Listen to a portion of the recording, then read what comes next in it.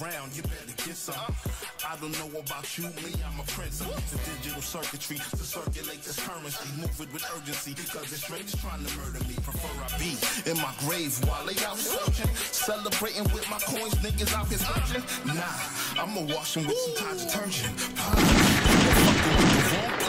For the coins some people come up with a yeah, it's your boy Crypto Blood. I am back. What's going on, people? Stacking my coin. Hope you're stacking yours. This is episode off the chain, that is episode 49. We're gonna get started here in a second. Live watch party of the countdown of the results. Joe Rogan says the end of the world part 2. I don't know. We'll see. We'll see. Make sure you guys give me a call. Number and code is in the description of this video. So hit me up if you want to talk. Hit that thumbs up too. I got a vision of riches. My FOMO got the fearful in stitches. Hoolie up, yeah, cause we in the trenches. That was my pension. Dividends is my mission, and I'm inspired to try on. Shout out to JoJo Wave, Ninja Grasshopper, LTC Perosi. We got Maria Campari in the house. Tim G, one of my YouTube members. What's going on, brother? Thanks for tuning in. I know everyone's been watching Joe Rogan, but guess what? You can't call in to Joe Rogan, baby. J-Dog, what's good? Let's get this here started. Yeah, give me a call. Link in the number is in the description of this video. Gotta plug in that code after you call in. Jordan Fader, what's going on? She all on my groin. She blowing my horn. We fuck like porn. These rappers is whack. They lyrics are corn. I'm getting this money. It never get born. I'm loading my strap. They calling law. Rand is in the house. EOS Brooklyn, stand up. What's good, baby?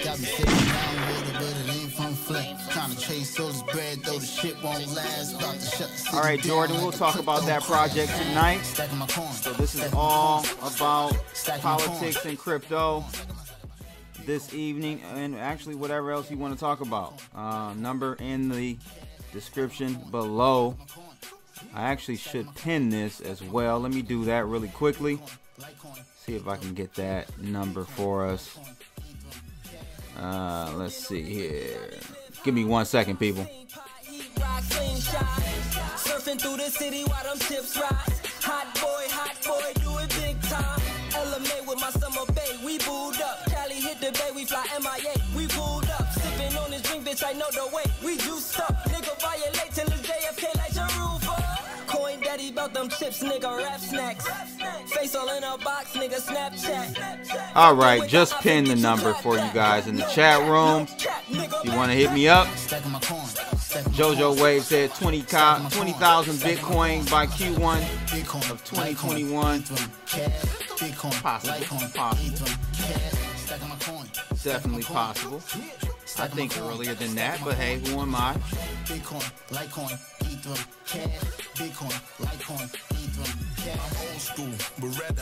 Yes, make sure you guys hit that like button, like LTC Perosi saying. Greatly appreciated. So we're gonna get started. Let's go ahead and kick this joint off. Fuck it! Do it live! I'll write it and we'll do it live! Okay. Fucking thing sucks! We'll do it live.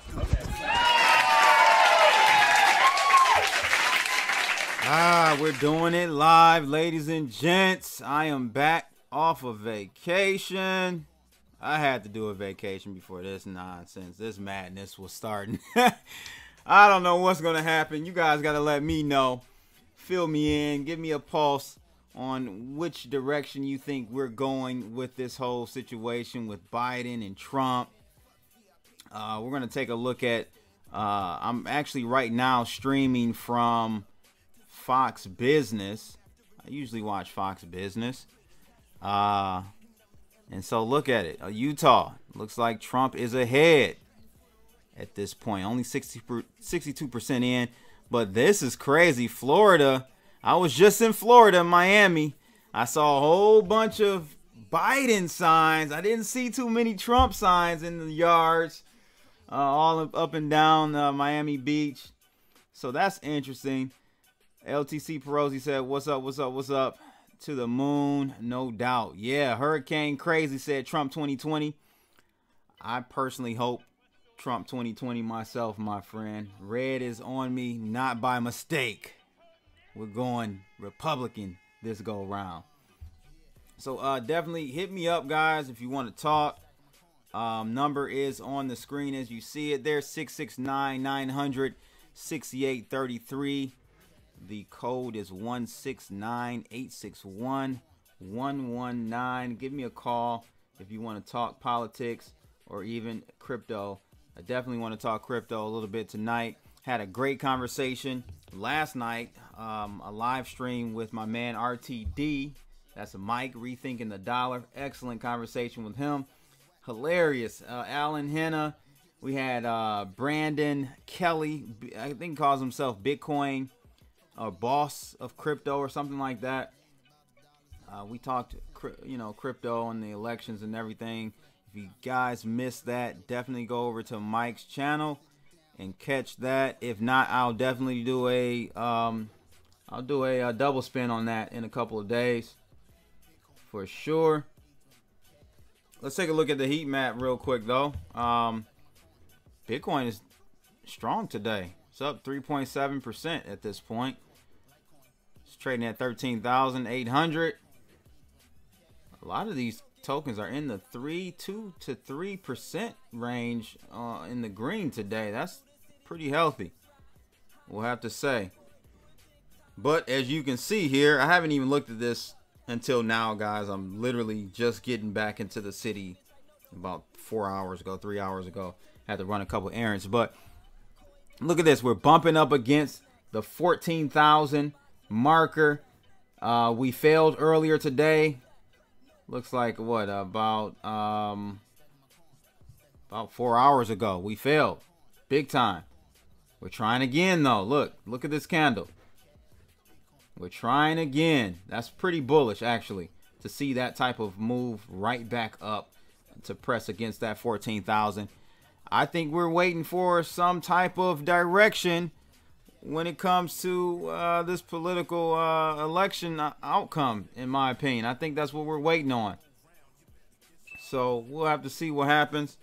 But yeah, looking good at this point. If I saw this maybe about 3 hours ago, 2 hours ago, I would be saying a different, I would be singing a different tune for sure. But now, looking good, and I think we're going to try to break through that in the next couple of hours once we start getting some clear direction on the election, in my opinion. All right, let's see what we got in the chat rooms really quickly.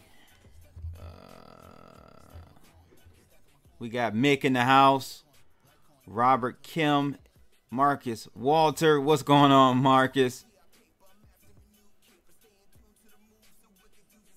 Let me know in the chat rooms, guys. What do you think the outcome of this election is going to be? Trump or Biden? Cyrus says, let's draw a fib level. Since the, let's see. He's saying, let's draw a fib level. I don't know what he means. Since the bottom, we have very important fib to crash. Do you mean crash as in we're going to head lower, or are we heading higher? Let me know. I'm not fully understanding you, Cyrus. BTC Bear says Trump. Okay. LTC says Trump. Mari says Trump. Maybe I'm asking the wrong audience. Most of my audience is going to be Trump supporters. So it's going to be kind of skewed here tonight. That's crazy. This is crazy. Tim G, what's going on, brother? So yeah, I was before I went live, I was eating, and then actually was checking in on Joe Rogan's live stream. I know he's doing one right now. It was funny when he saw that when he saw that Trump took Texas, he was like, "Woo!" He was like, "But I'm not voting for either of them." I'm like, "All right, man." Rhonda Towns says Biden. Okay, all right. Finally got a Biden in the house. Finally.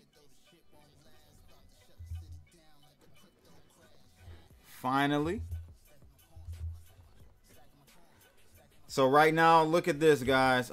We have New Hampshire won by Biden so far. Just called it. Biden won New Hampshire. Not surprised there. Crypto Cali McAfee 2020. No, bro. Not going to happen. Greg Hunter thinks Trump has won already. That's what Mick just said. You know, I mean, we know that Greg is going to be favoring Trump, right? So it's easy for him to say that. I'm a little concerned with Pennsylvania, to be honest with you, simply because I was talking to my Uber driver heading to the airport out in Miami, and we were having a conversation. He kind of brought up politics, and he was a little hesitant, but we started talking, and you know, we were on the same page about things. You know, he voted for Obama, he voted for Trump, and he considers himself an independent. He's a registered Republican, but he kind of votes the way, you know, he feels it should go, and that's how we should vote. We shouldn't just vote Republican. We shouldn't just vote Democratic. We should evaluate everything and come up with you know, an opinion, right?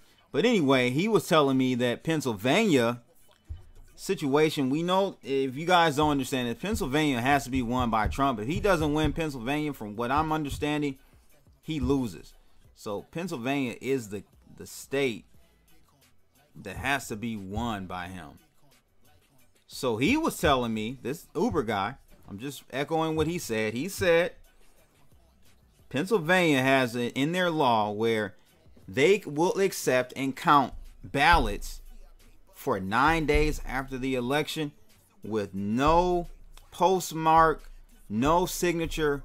They count them all, which is concerning to me. I don't know about you, but that's kind of concerning. BTC Bear says betting markets and yuan tanking are pretty good signs. In what regard? Pretty good signs for who? Let us know, BTC Bear.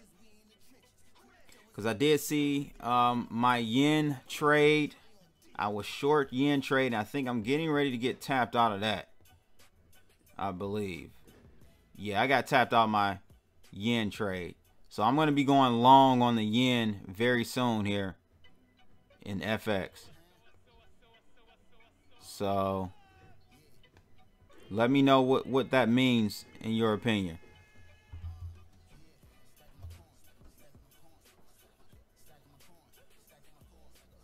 Rand said other states could flip like Virginia.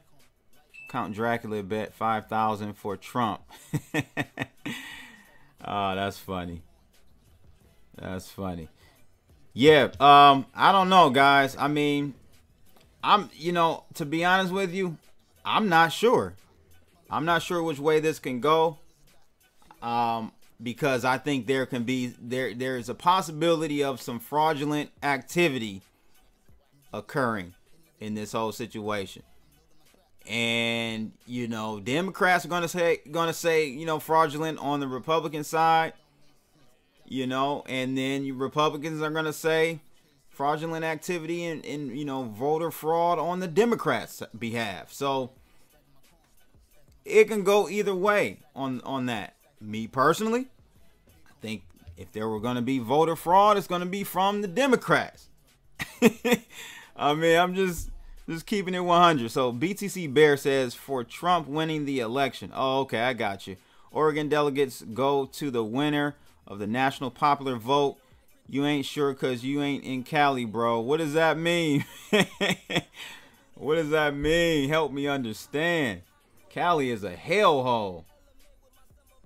Cali is a hellhole. So let's get this. I'm gonna get this volume up here for us. Check out what's going on Fox hit Business the ground running constantly while Joe Biden was kind of at the just bottom. Playing it safe, largely in Wilmington, not really branching out. He said maybe because recognize the COVID-19 environment, all of that, but that he might rue that right now, or at least the fact that could be complicating things tonight for him.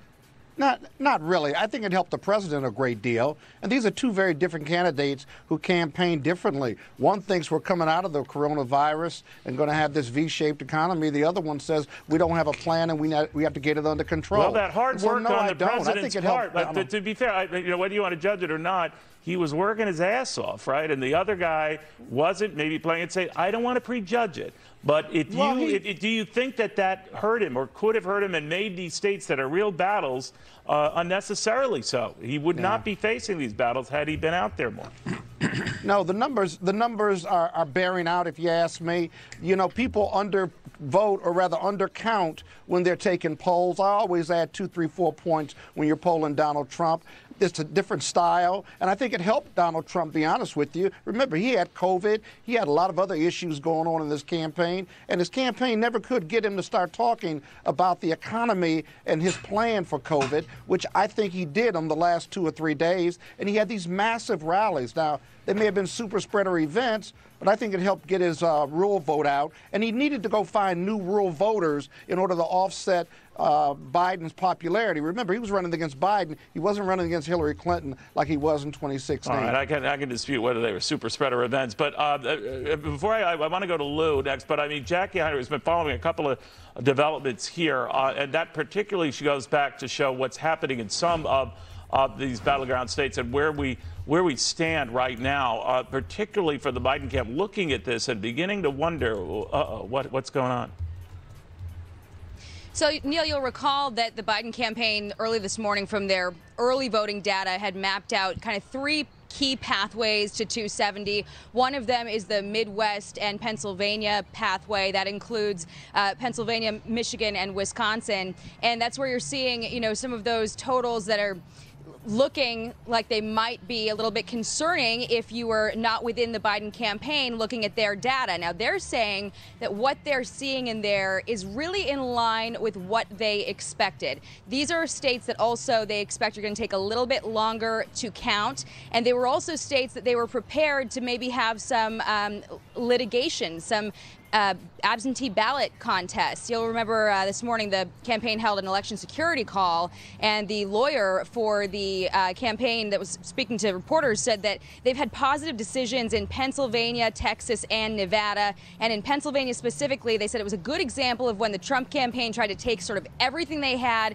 and throw it at them, and that the judge threw it out. So they're referring to the decision to allow those ballots that are arriving 3 days after the election to be counted. So they're feeling okay, even though if you're looking at the map and you're seeing those states that they were really wanting to get, that would be the easiest for them, looking a little bit concerning. They're not feeling that way on the inside. They said something similar, though, about Florida.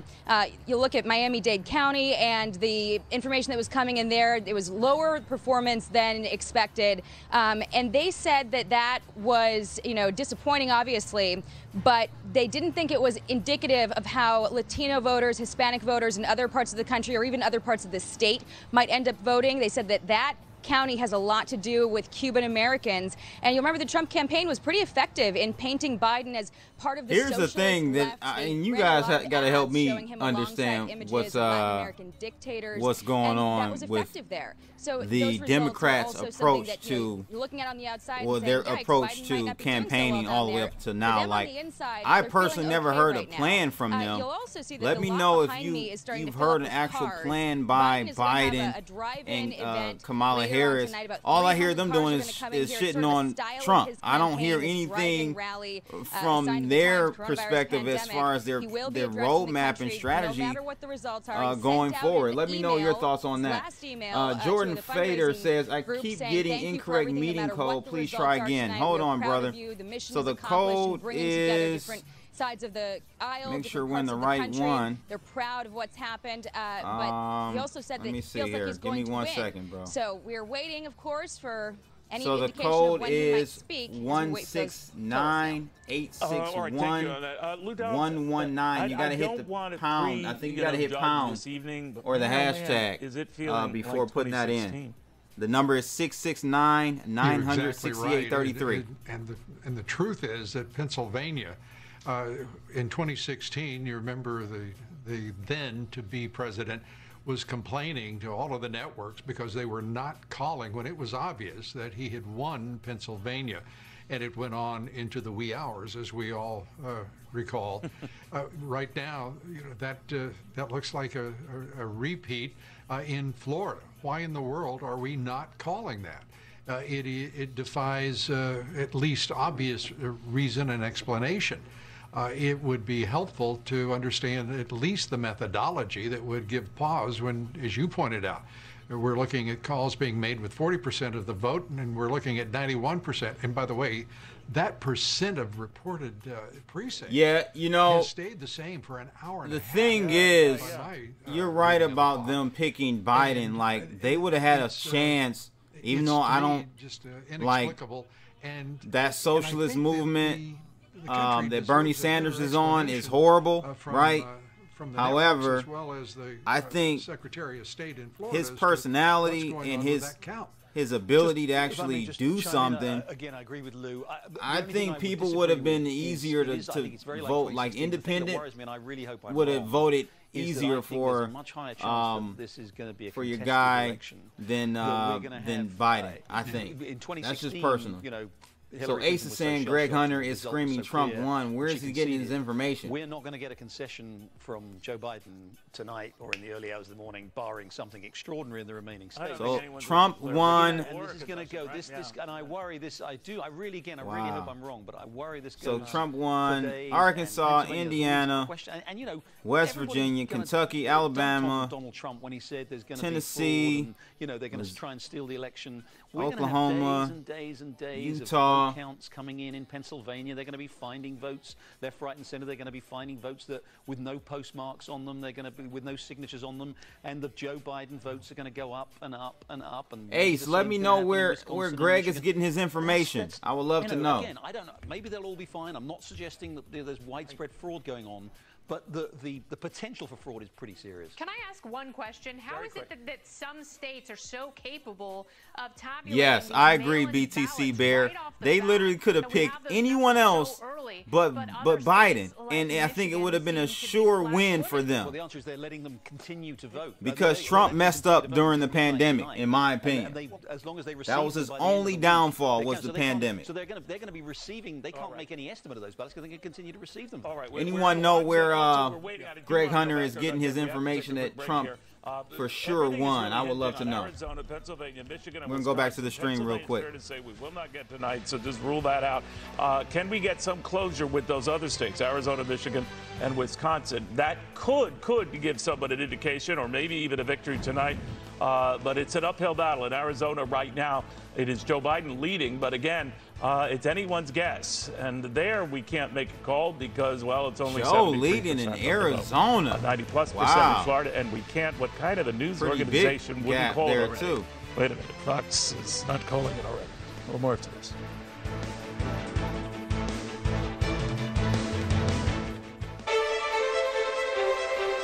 So we got more polls closing in about 6 minutes. So we'll see what happens.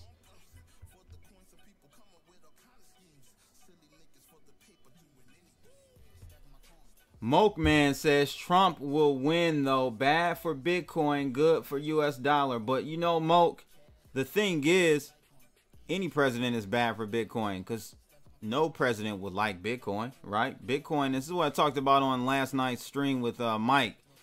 You know, no government is going to go to it. We were talking about like going back to a silver-backed or gold-backed monetary system. That will never happen. That is a pipe dream, because governments don't like to be handcuffed, right? So if you try to, peg their currency to a precious metal or even Bitcoin, they won't be able to expand the monetary supply as they so choose to, right? They won't be able to print and go over budget and just continue to raise the debt ceiling. Every year they're voting to raise the debt ceiling, right? They wouldn't be able to do that with a currency that's actually backed by something finite like Bitcoin. It's not gonna happen. It's a pipe dream. So BTC Bear says they want Dems to lose so riots can take place and turn into martial law in cities. Yeah, martial law is gonna come for sure if there are any riots. Let me know if that's a bad thing though. Like, I think if you have riots going on, shouldn't you kind of prepare for that?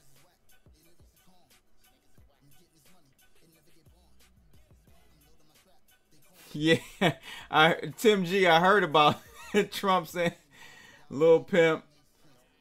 That was funny. BTC Bear says pandemic is bullshit. They called the flu COVID-19 and then people dehumanize themselves with masks. It's all part of the program. Nah, bruh. COVID was real. It's definitely real, bro. Sorry, I can't agree with you there. So Mook says that Trump is pro-U.S., but even slick Dems cut deals for money internationally. Absolutely. And that's one of the biggest hiccups I have with the Democrats, or at least with Biden. Like, dude, Biden is the worst person to put into office if we're talking about, bringing back some type of balance in America and in our international trade, right? We know he's been doing backdoor deals for 40 years. We see the evidence with his son's laptop, like glaring evidence, right? But if he gets in, I mean, maybe he won't do it now because it's kind of in the light that he's been kind of doing these backdoor deals and making millions from Ukraine, China, and even Russia. Maybe or maybe not. Maybe he'll continue to do it, but I feel like he's a compromise candidate if we elect Biden, right? Like, he's already got interest elsewhere. So I think, man, a lot of the reason why Trump is so hated by DC is because he's not from DC. I'm not saying he's like, this angel, right? Or he does everything correctly. No, he doesn't at all. But at least with him, some people say this draining the swamp thing. At least with him, he's trying to put America first, from clamping down on these borders to China trade deals, making it more equitable for us. To me, that's we need to put ourselves first. We need to put ourselves first because we're losing in so many categories globally. We're losing, guys. So we got to get back on top. Brian L says during Trump's second term, we will transition back to a gold standard. Nah, bruh. Sorry, Brian. Not gonna happen. If Trump doesn't like Bitcoin, why would he like gold? It's no different. It's no different. Let's get back to this stream really quick. And for the former vice president, 12 electoral votes there. So just right now, about 74 additional electoral votes for the vice president, the former vice president. But the president picks up Idaho, 4 electoral votes there. So adding all of this up with the breakdown, California, Oregon, and Washington for Joe Biden and Idaho for the president, here is the total right now. Joe Biden's at 207. electoral votes. The president's at 119. We are still waiting for confirmation on what appears to be a pretty solid lead for the president in the Sunshine State. I don't know what's holding back news organizations, including our own, from giving it to him here, especially since the remaining part of the state to be counted is in the Panhandle area, which is usually reliably Republican. But I'm not here to judge. I'm just saying that that's a bit of a mystery right now. Also in Pennsylvania, that is something we will not know tonight. They've got so many problems there in counting ballots and all of that. It's not going to happen tonight. Now, whether either of these gentlemen can close in or surpass the 270 electoral votes without Pennsylvania, I don't know. But Pennsylvania's up for grabs. Arizona's up for grabs. Michigan is up for grabs. Wisconsin is up for grabs. That could tilt this race mightily one way or the other. So let's get to read on all of this. We've got Jillian Turner with us right now. Kennedy still with us. Lou Dobbs still with us. Professor Brian Brenberg rounding out this very, very impressive bunch. Professor, I know begin with you on what you make of what's happening. I was mentioning to Lou that it's feeling a lot like 2016. I don't want to prejudge it, but the slow drip by drip turn of the tide kind of feel that I had then. What do you make of it? Yeah, you know, it feels like a surprise if you've been watching the national media. This wasn't supposed to play out quite like this. But it's interesting, if you talk to folks, I've been reaching out to friends around the country, especially in those undercounted places, asking them what they think about the results. And so I want to ask you guys, like, I see a couple of people talking about, like, gold. They feel like Trump loves gold. Trump loves cheap money. So cheap money is the total opposite of what gold represents, right? I don't get that one, guys. I don't get that one. Brian L says mainstream news can't be trusted. They are fighting for their lives. Corrupt media will end up in Gitmo as they should. That's the thing that is so disturbing to me, and that's what I was talking to the Uber driver about, like how bad this media conglomerate has just, they don't even report on half the stuff that they should. Clinton News Network, they're the #1. That's why their ratings are so low.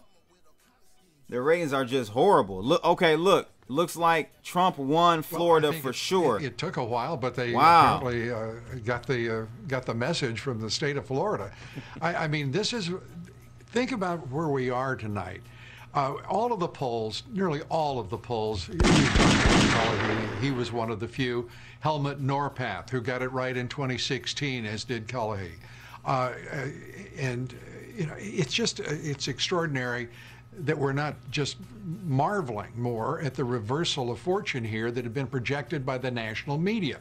It's been a great disservice to the nation, to the public, and it's outrageous. And there will be consequences. I can't tell you what form they'll take, but there will be consequences, and there certainly should be.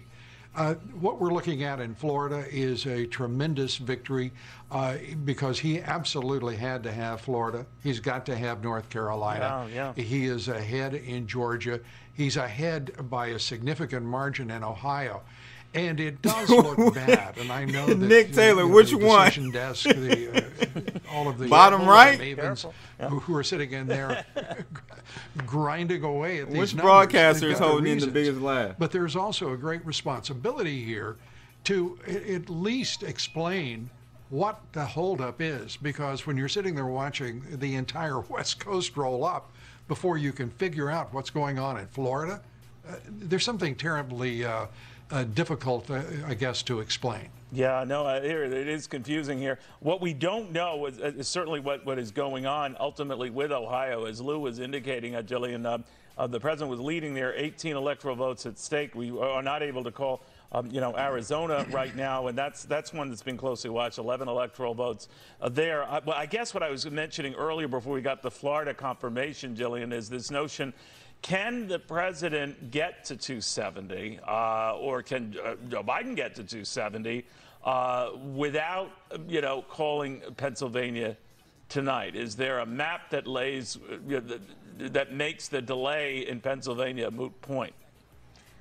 I don't think so, Neil. I think that we've got to have the Pennsylvania numbers down solid no matter which way we're going to go. To Lou's point about Florida a moment ago, this big victory for President Trump, that is a linchpin state for him to get to 270 on that side of the equation. That's good news. But to Lou's point about the polling, this is actually my favorite part about election night. Every single time it rolls around, you get to take all the polls from the last year and chuck them out the window.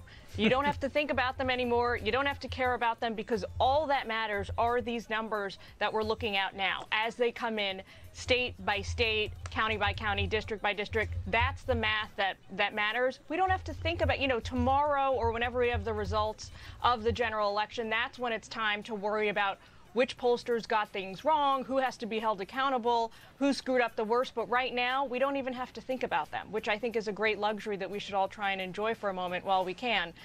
Lou, quickly, you made a point about how this feels kind of like 2016 a minute ago. And I would just say minute by minute tonight, hour by hour, it does feel like things are moving quickly across the electoral map. But if you take a step back, right, and you look at the bigger picture. Fuck it. Do it live. I'll write it and we'll do it live. Behind compared to where they were at this very time. I'm looking at fucking the clock, 11:07 p.m. Eastern Standard Time. What we need to really be watching, guys, is the tide really turned sharply around 9, 10 o'clock. We knew Hillary Clinton was in hot water. We knew that President Trump was in a good position. Because if the Democrats get the Senate, for a whole host of folks who've been looking at this stuff for years. So I would only push back on you, Neil, to say that if you look at it big Democrats picture, need +4. We seem to be a little bit stunted that's what going we need through to the watch. night compared to 2016. Of course, it doesn't matter if Trump does get in. If the Democrats have both Senate and Congress, boy, he ain't gonna get nothing done. I mean, if you could make an argument that the president he ain't gonna get nothing done. So it's like he might as well lose. But I'm including Michigan, potential pickup from there, Wisconsin if he wins that, Arizona. Then these two are essentially tied. And then I'm wondering how the evening sorts out, because so much will depend in just sort of the waning hours. How ultimately Ohio factors out. That could be a big development here. And I also, Kennedy, want to look at how futures and foreign markets are trading this. I don't want to, prejudge whether they trade on this, but it does seem to be uncanny that the better things look for the president, as they do right now, even though he's trailing the electoral vote. I mean, I just want to stress that these other states are not resolved. The futures go up, and foreign markets are, at least those in Asia, including China, including Hong Kong, including Japan, all advancing. Is there a connection? What do you think? There is a connection. It means that those various economies are still very much tied to the U.S. dollar. And if our economic picture is strengthening, that means that our rising tide is going to lift those boats. And I know you remember this night, we were on the air, Lou, you were there, and we were seeing these futures numbers drop as the president's election became more certain, and then as people had time to ponder what that might mean, and they were thinking specifically about infrastructure, and you saw stocks like Caterpillar really get a boost. And what you're seeing... Give me a call, guys, 669-968-33. You want to chime in on the election or Bitcoin, cryptos? Hit me up. Rallies, or is it the policy? And you could make the case that the president boiling it down to the Trump boom or the Biden lockdown, that may be something that has resonated in these states where polling so far, if these numbers hold, polling has been so far off, but that reality may have resonated with those last-minute in-person voters. All right, for those of you just joining us right now, the president has won Florida. It was a very, very late call, even though he was leading throughout the night. But they did call it, and as soon as they did, there was a lot of whooping and hollering in the Sunshine State. Ashley Webster is there with more. Hey, Ashley. Whooping and hollering. Hey, Neil. Yeah, a happy bunch. Whoa! They waited a long time, Neil, but as we've said... Come here, let's see if we can talk to someone. Come on in, come on in. All right, what are you thinking right now? Oh my gosh, we are so happy. Yes, we are. But it's not over yet. That's okay, we know where it's going. All right, thank you very much. All right, come on in here. Surprisingly, Donald Trump. What do you say, Mr. President? You know, the American people are so great. I just want to thank them all for all their hard work. They're fantastic people. Thank you very much, Mr. President. That's all right, Neil. He looks like an exclusive on Fox Business. Bush. That's the president. Looks like Bush, W. Bush there. No, that's pretty good.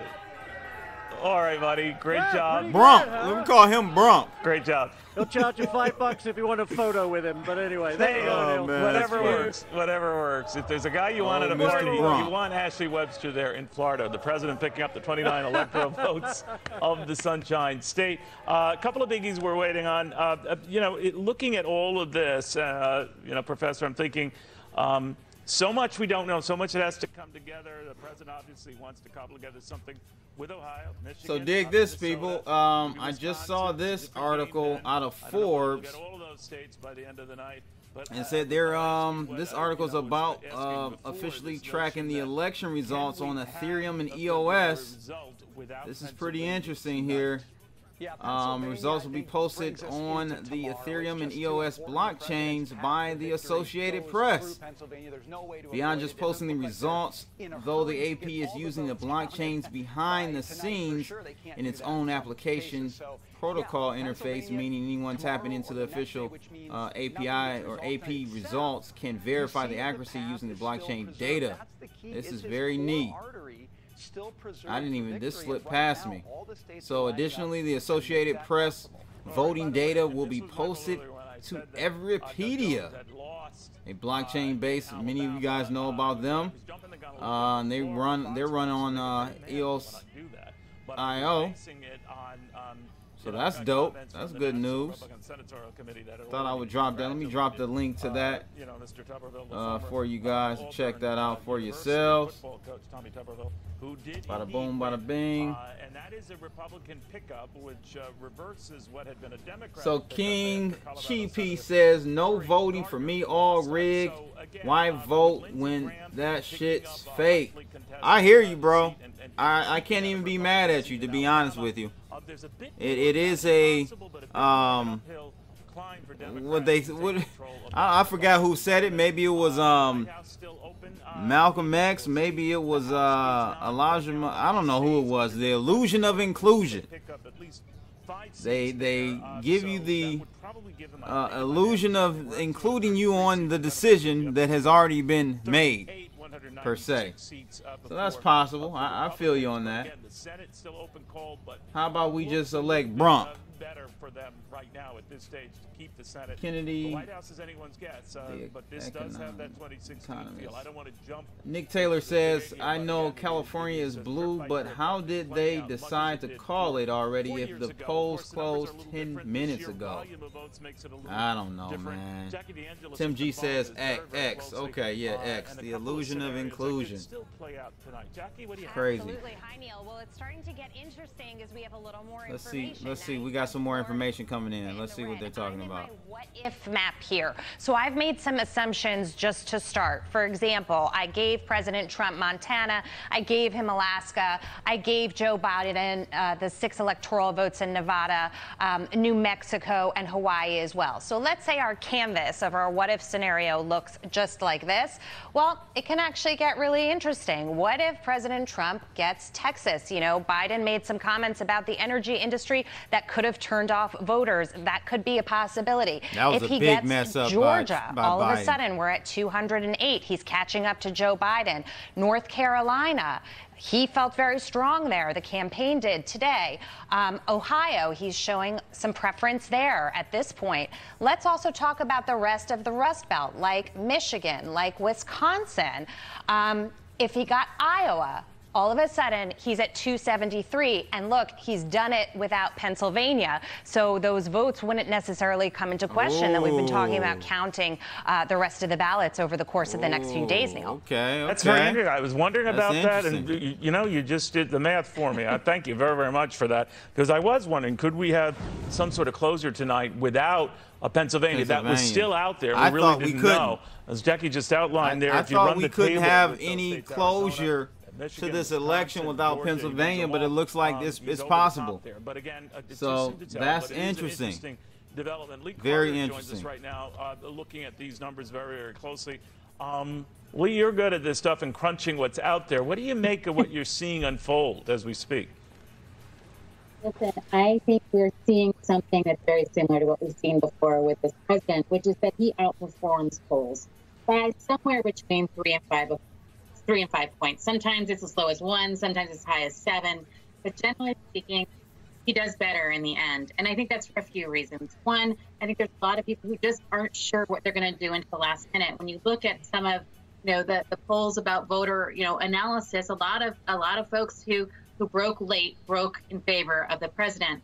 The other thing the president does is he performs very, very well in his last days under pressure. He's a very good closer. He's very good at making his case. He came back to his cadence, and I think he was able to energize folks in a way that Joe Biden wasn't. So I think that there's a lot of people here that are surprised. But if you look at the way that the president has performed historically, this isn't totally out of the realm of possibility. And I think if you look at what was most important to some voters, which was the idea that we want to see the economy continue to thrive, we want to be able to have the opportunity to stay open while still staying safe from COVID. And I think those are two areas where the president performed better. And then I also think the issue of safety was really, really important to a lot of voters out there. And so I think, anything can still happen. But, the idea that Joe Biden could win in a landslide, that there was going to be some blue wave or some big mandate, that clearly isn't going to happen. All right. We're looking at Texas as well, guys. The president has now opened up a bit of a lead there. There's always, and I think I touched on this with Lou a little earlier, this idea, Texas could go, Democrat here. Ever since the relatively close contest with Ted Cruz and all, a lot of people saying, this is up for grabs, and they thought that this year still might materialize. Too soon to tell. But, back to Lou Dobbs on that, and if you look at, assuming the president were to get Texas, we could be making a leap there, Lou, but between, as Jackie DeAngelis was reporting, if he were to run the table with Ohio and Arizona, leaving out Pennsylvania, you have to wait days for that, and Michigan and Wisconsin and Georgia, it's game over. What are your thoughts? Well, I think your point about Texas, everyone keeps talking about they're going to flip the state, and the state keeps flipping them. It looks like he is going to hold it and pick up those electoral votes. Jackie's report on the path forward to 273 in her scenario. I mean, it's looking real strong for Trump out there in Texas at this point. A lot of hope tonight. As you guys can see, hopefully you can see on the screen. Let me make sure it's pulled up. It's, to me, though, difficult to dismiss Pennsylvania. Let's see because the charges of fraud, so check this out, we've people. seen today in which poll Trump, watchers were denied this is Associated Press. to the polls. Trump is up in Texas so there far. There are a lot of questions. The Attorney General and we're at 74% reported. So it looks like Trump is going to take Texas. This is a state right now. Looks like he's going to take Texas. Watching, and I think we'll see probably DOJ investigation and certainly lawsuits around everything that's unfolding in that state. It's just Gaston Cruz, look a shot from my man Gaston over there on the west side, out there in Long Beach. That we have electoral What's going on, brother? And Pennsylvania. Hope everything's going well for you out there. Yeah, some people are comparing it to Florida, 20 years ago. Jillian, the one thing I'm curious of, too, and, of course, it's way too soon to do second-guessing on strategies and the like, but the fact of the matter is that over the last 3 days, the president barnstormed the country, particularly these battleground states, some of them multiple times. I believe there was one day he visited Pennsylvania no fewer than 4 times, while Joe Biden, stuck close to home, arguing COVID-19 and we have to be safe about this. There might be some second guessing about that. For all I know, going on even right now, whether that strategy it might have held him back. Listen, I don't think the last couple of days is going to change much in anyone's opinions, to be honest with you. I think their minds were made up, to be honest with you. I don't think that really changes anything, last-minute rallies and stuff. And that's just my opinion. Well, the campaign is definitely not going to own up to that, but it is very clear tonight the degree to which these two campaigns really took divergent paths all along over the ensuing months. I think the Biden campaign made this collective decision after the last and final presidential debate. Jillian, I don't want to interrupt you there, but Joe Biden has won the state of Arizona, the 11 electoral votes there. That's an interesting development here. The polls were tight. In the last week or so, they were showing Biden building up a bigger lead there. How that factors in is anyone's guess, and whether that would really put the pressure on the president to win states like Georgia. We can also tell you right now that that's a crucial senatorial battle there with Martha McSally up trying to protect a Republican seat. That has not gone her way. She has lost to Mark Kelly, the former astronaut, the husband of Gabby Giffords, who was critically wounded in an assassination attempt a few years back. That is a big pickup for the Democrats, and right now gives them a net gain of 1 on the evening, even though we can also say that, with Cory Gardner losing his seat in Colorado, and then the Republicans picking up a seat from Doug Jones in Alabama, we're kind of at a wash here, but this, again, is an interesting development that keeps the Senate race pretty much, I'm pretty shocked an open at AZ question.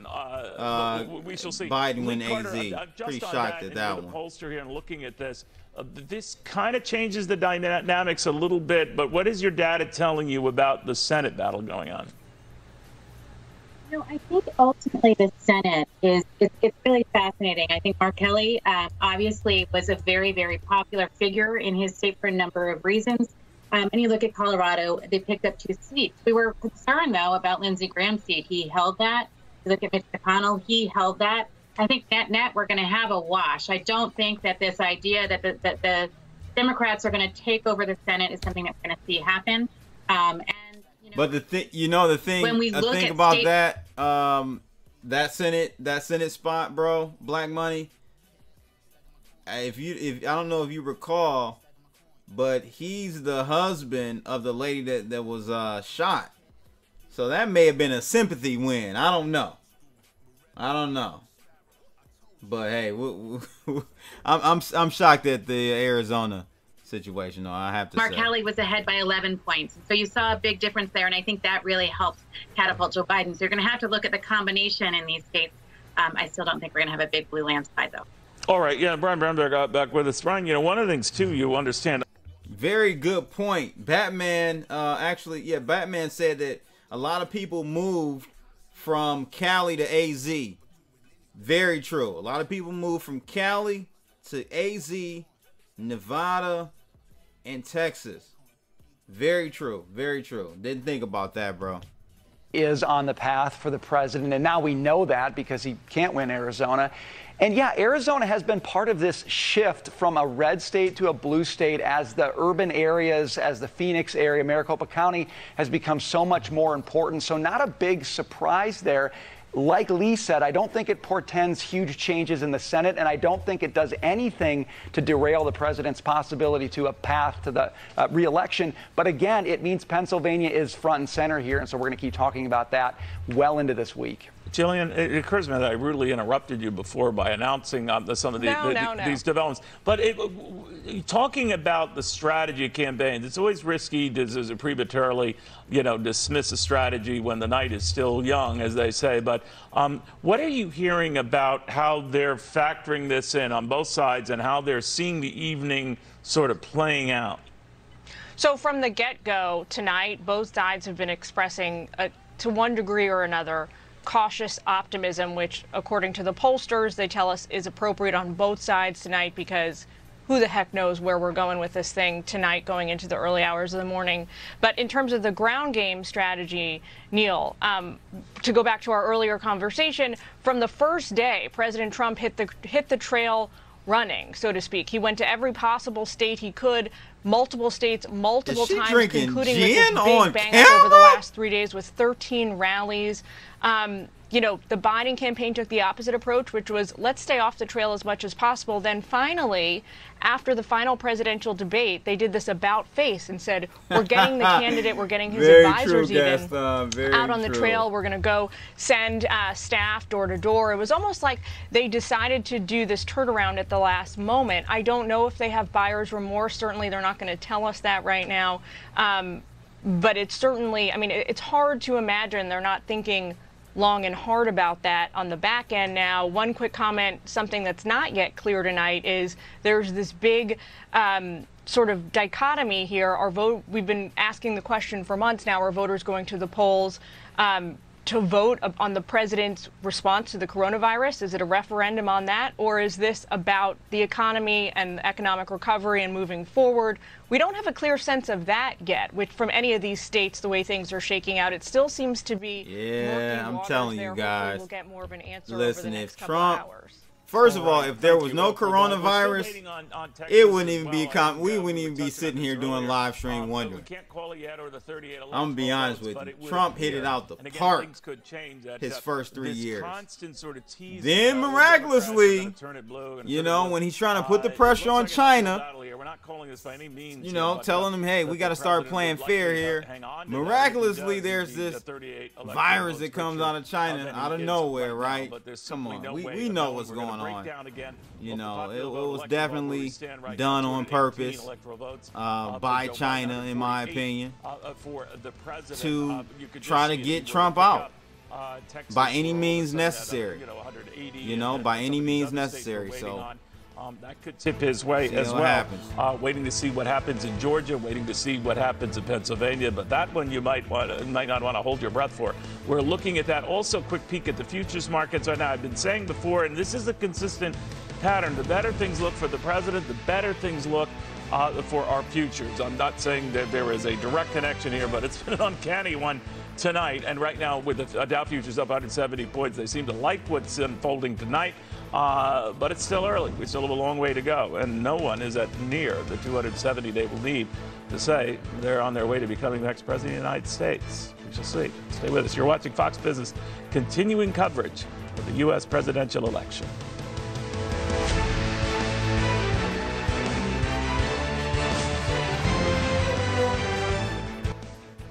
Shout out to Tim G for the super chat. Appreciate it, bro. And let me tell you something, man. I swear, if Joe Biden wins, ladies and gentlemen, I am jumping off the side of this flat-ass earth.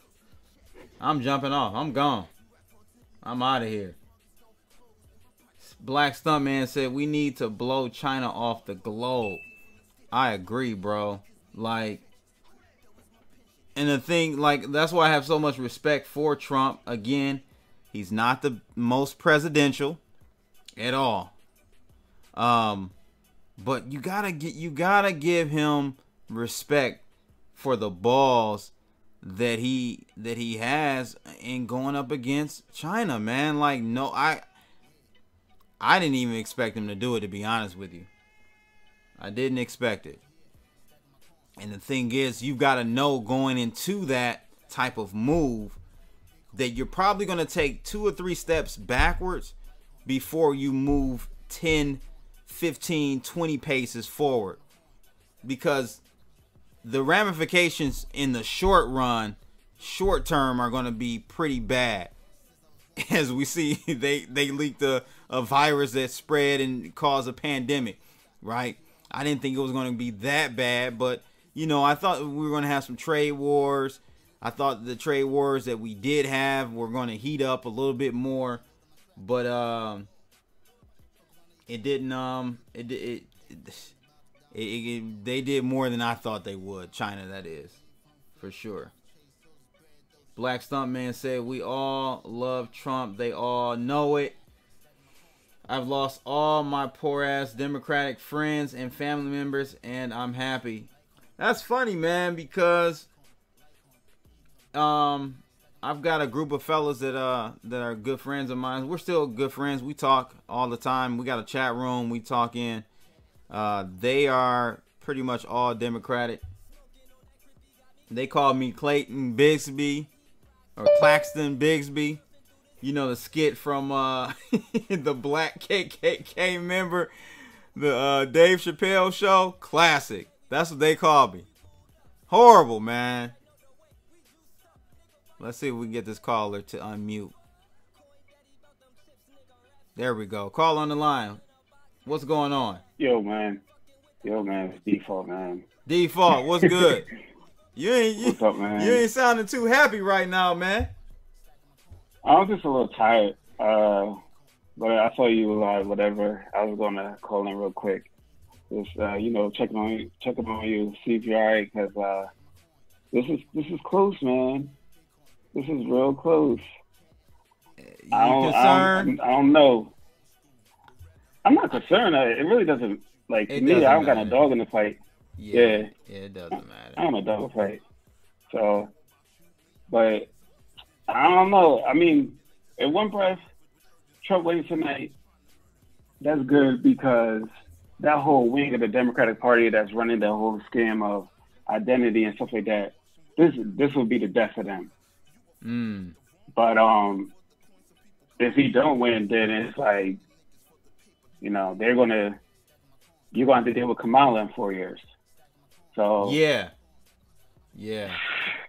I don't know. I don't know, man.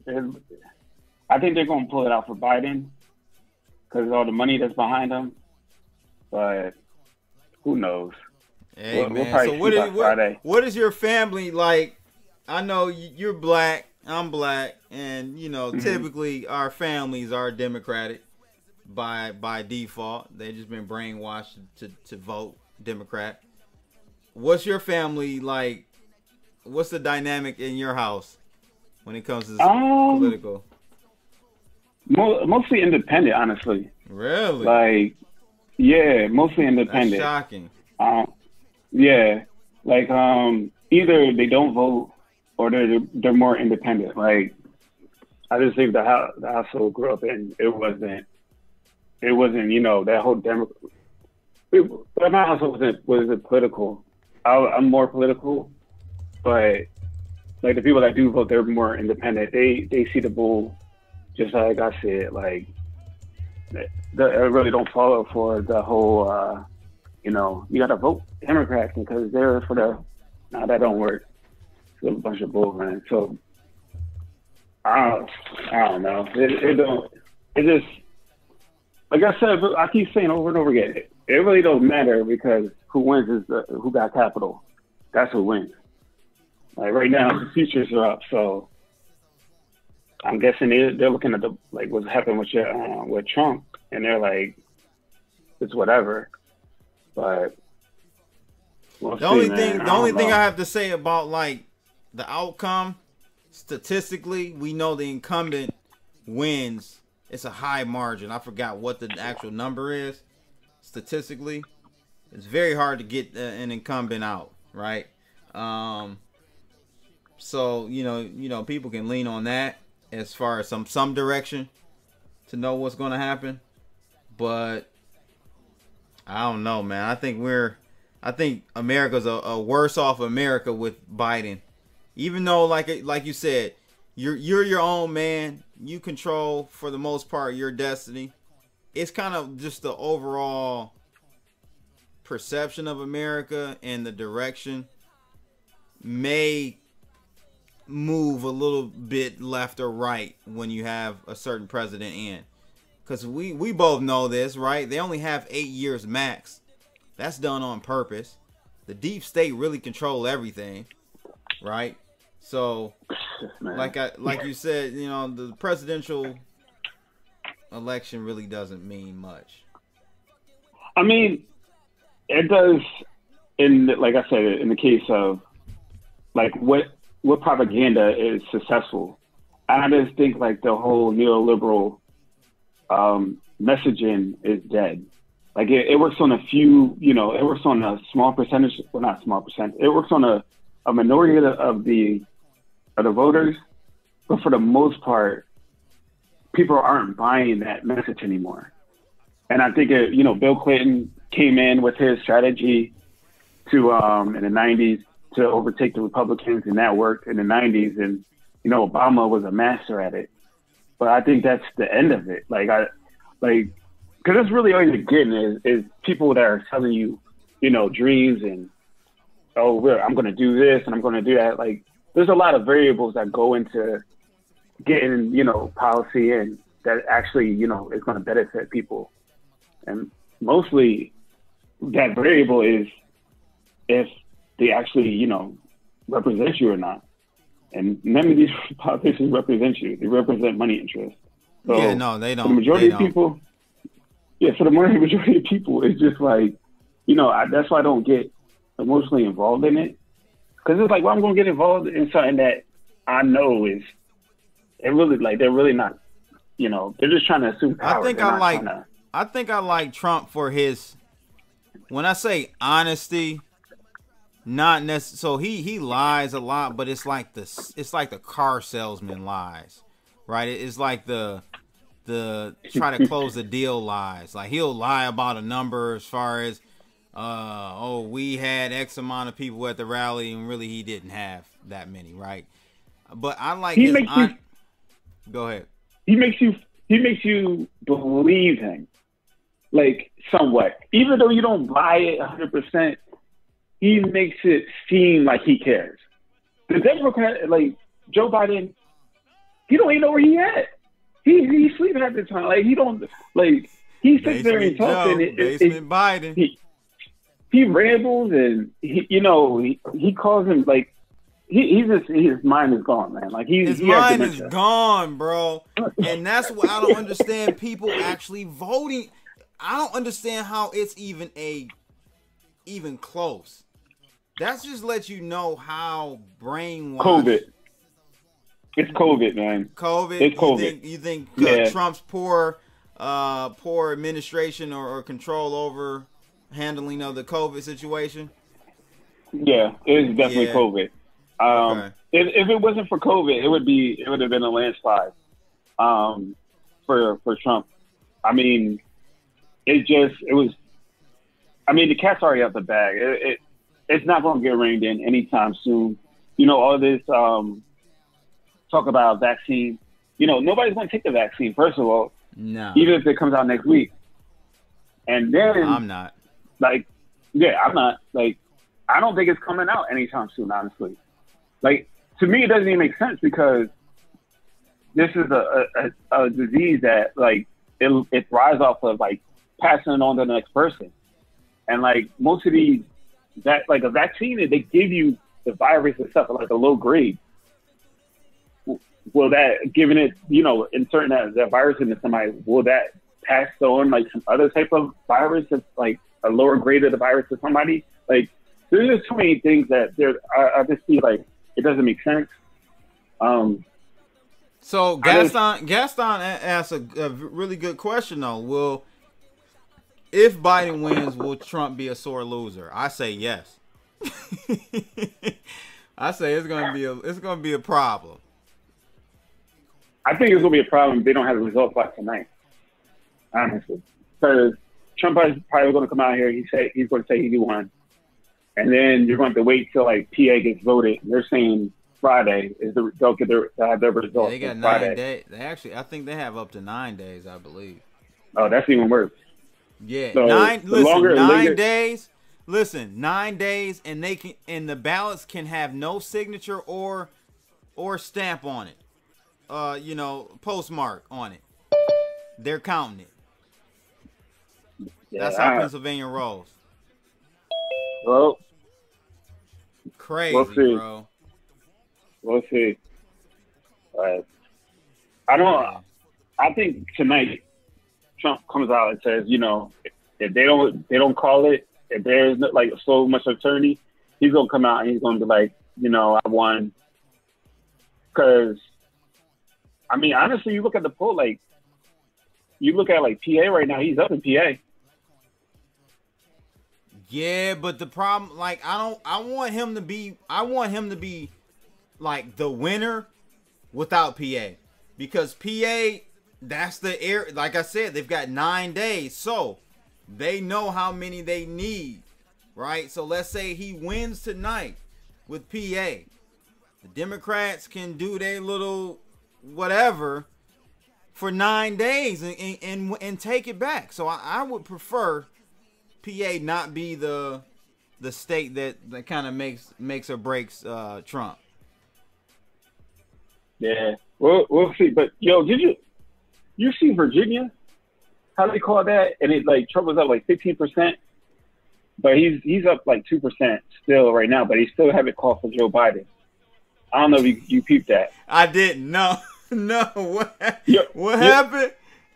Yo, they called Virginia around like 8 o'clock. Who did? Like New York Times. And called it for Biden? Called it for Biden. Trump was up 15%. Bro, Trump is still up 2% right now in Virginia. They got VA. And Biden won VA. They got VA. Look at the numbers. Look at the votes right now. The totals. Yeah, it's scroll. Let me see. Let me try to go back to let me see something here. I can do it from here. So VA, they got Biden won. Yeah, they got Biden won, but I'm looking at the vote totals. Like I'm looking at it's okay. NY Times. Like yeah, it's still it you know only 70. Well, let me see something. I got a 64%. 76 reported. Oh, you probably got a better map then. Because all these sites and all these these outlets, they're all off. They all have like different projections and different like, oh, this is person gonna win, and it's like you're calling states and just the optics of it. They called Virginia. I'm telling you, at the time they called it, Biden was down like 15 points. I'm like, how they calling the state when like he's down 15 points? It just looks bad. They might be absolutely right because they have the exit polls and like they have other data, but it's like, why would you just wait for the results to come in and then call it? Because it just it creates that oh well they're still in the election. It just looked crazy. It looked insane, hell. Like I don't know. I guess you didn't repeat that, John. But man, this. I hope they get the votes in, but it doesn't look. What do you think from a civil unrest perspective? Do you see what do you see the outcome with either candidate winning? What does it look like? Like if you have no result tonight, right? Mm-hmm. And then you have days or a week of like just uncertainty. It's gonna cause anger. I think that would be the boiling point over, and people like whoever loses is gonna be out in the streets, probably trying to at least at the very least protesting whatever. But I tend to see Democrats being the ones that are more of a rioting group, and not all Democrats. But I'm saying the ones that are the extremists are that far left, those far left groups. They get out there and start burning shit up and stuff. One of my things I argue a lot on like Twitter and stuff like that, when I do argue with people, is this whole the argument that there's a far left. In the U.S., there ain't no far left, man. There's no far left. Because far left is basically redistributing, like taking people's wealth. Like you're taking people that have capital, their wealth, and you're giving it to, to the poor, basically. Tim Powell. Hey, what up, my nigga? Hey, Tim Powell. What's going on, bro? He said, no, there is no far left. There is no far left. Because the Overton window is so far right, my guy. Like, everybody, it is what it is, my dude. Like, there's no far left in this country. Nobody's out here advocating for free housing. Nobody's out here advocating for the abolishment of the Federal Reserve. Nobody's out here straight up going like Karl Marx. Yeah, we love Karl Marx, man. We fuck with Karl Marx so hard. We want to live like Karl Marx did. Nobody's out here doing that shit, man.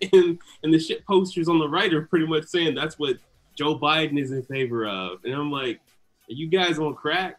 Like, no, Joe Biden is a corporatist. Like, what the fuck are you saying? Nah, well, okay. That's what makes me upset about the Democrats. because they're lions or wolves in sheep's clothing. Because you're right, they are corporatists. But they act like they're not. They act like they're all for the people. Oh, we really for black people. We're going to help y'all out. Man, you know what I'm saying? None of them serve the people, bro. None of them That's serve what the I hate people. about it, bro. Like, dude, the Republicans are even worse sometimes, though, with it. Like, they be like, yeah, we care about all lives matter, no abortions. We want to overturn Roe v. Wade. Like, we don't want you to have any choice. Bro, like, seriously. Well, the Republicans, they're constitutionalists. Like, they believe in the original Constitution. And that's why I can't mess with the Republicans. That's what people don't understand. I was going to say the original Constitution has no parts for black people, for genuine chocolate faces. And that's why I can't rock with them, because they believe in that extreme view for the most part. I'm not saying all of them, but for the most part, that's when they say real Americans, they're talking about Americans that have capital. In the original Constitution, the people that could vote had capital, they owned land, and they were white men. Yep, that's who they speak to. So, and that's like all of this coded language and stuff like that. You're absolutely right about the Democrats. They play like they're not corporatists, they're for the people. They're not. And that's why I said, like, this is a game. That's why I don't get emotionally invested in it, because why would I get emotionally invested when I see the game? Like, it's just, they're just playing.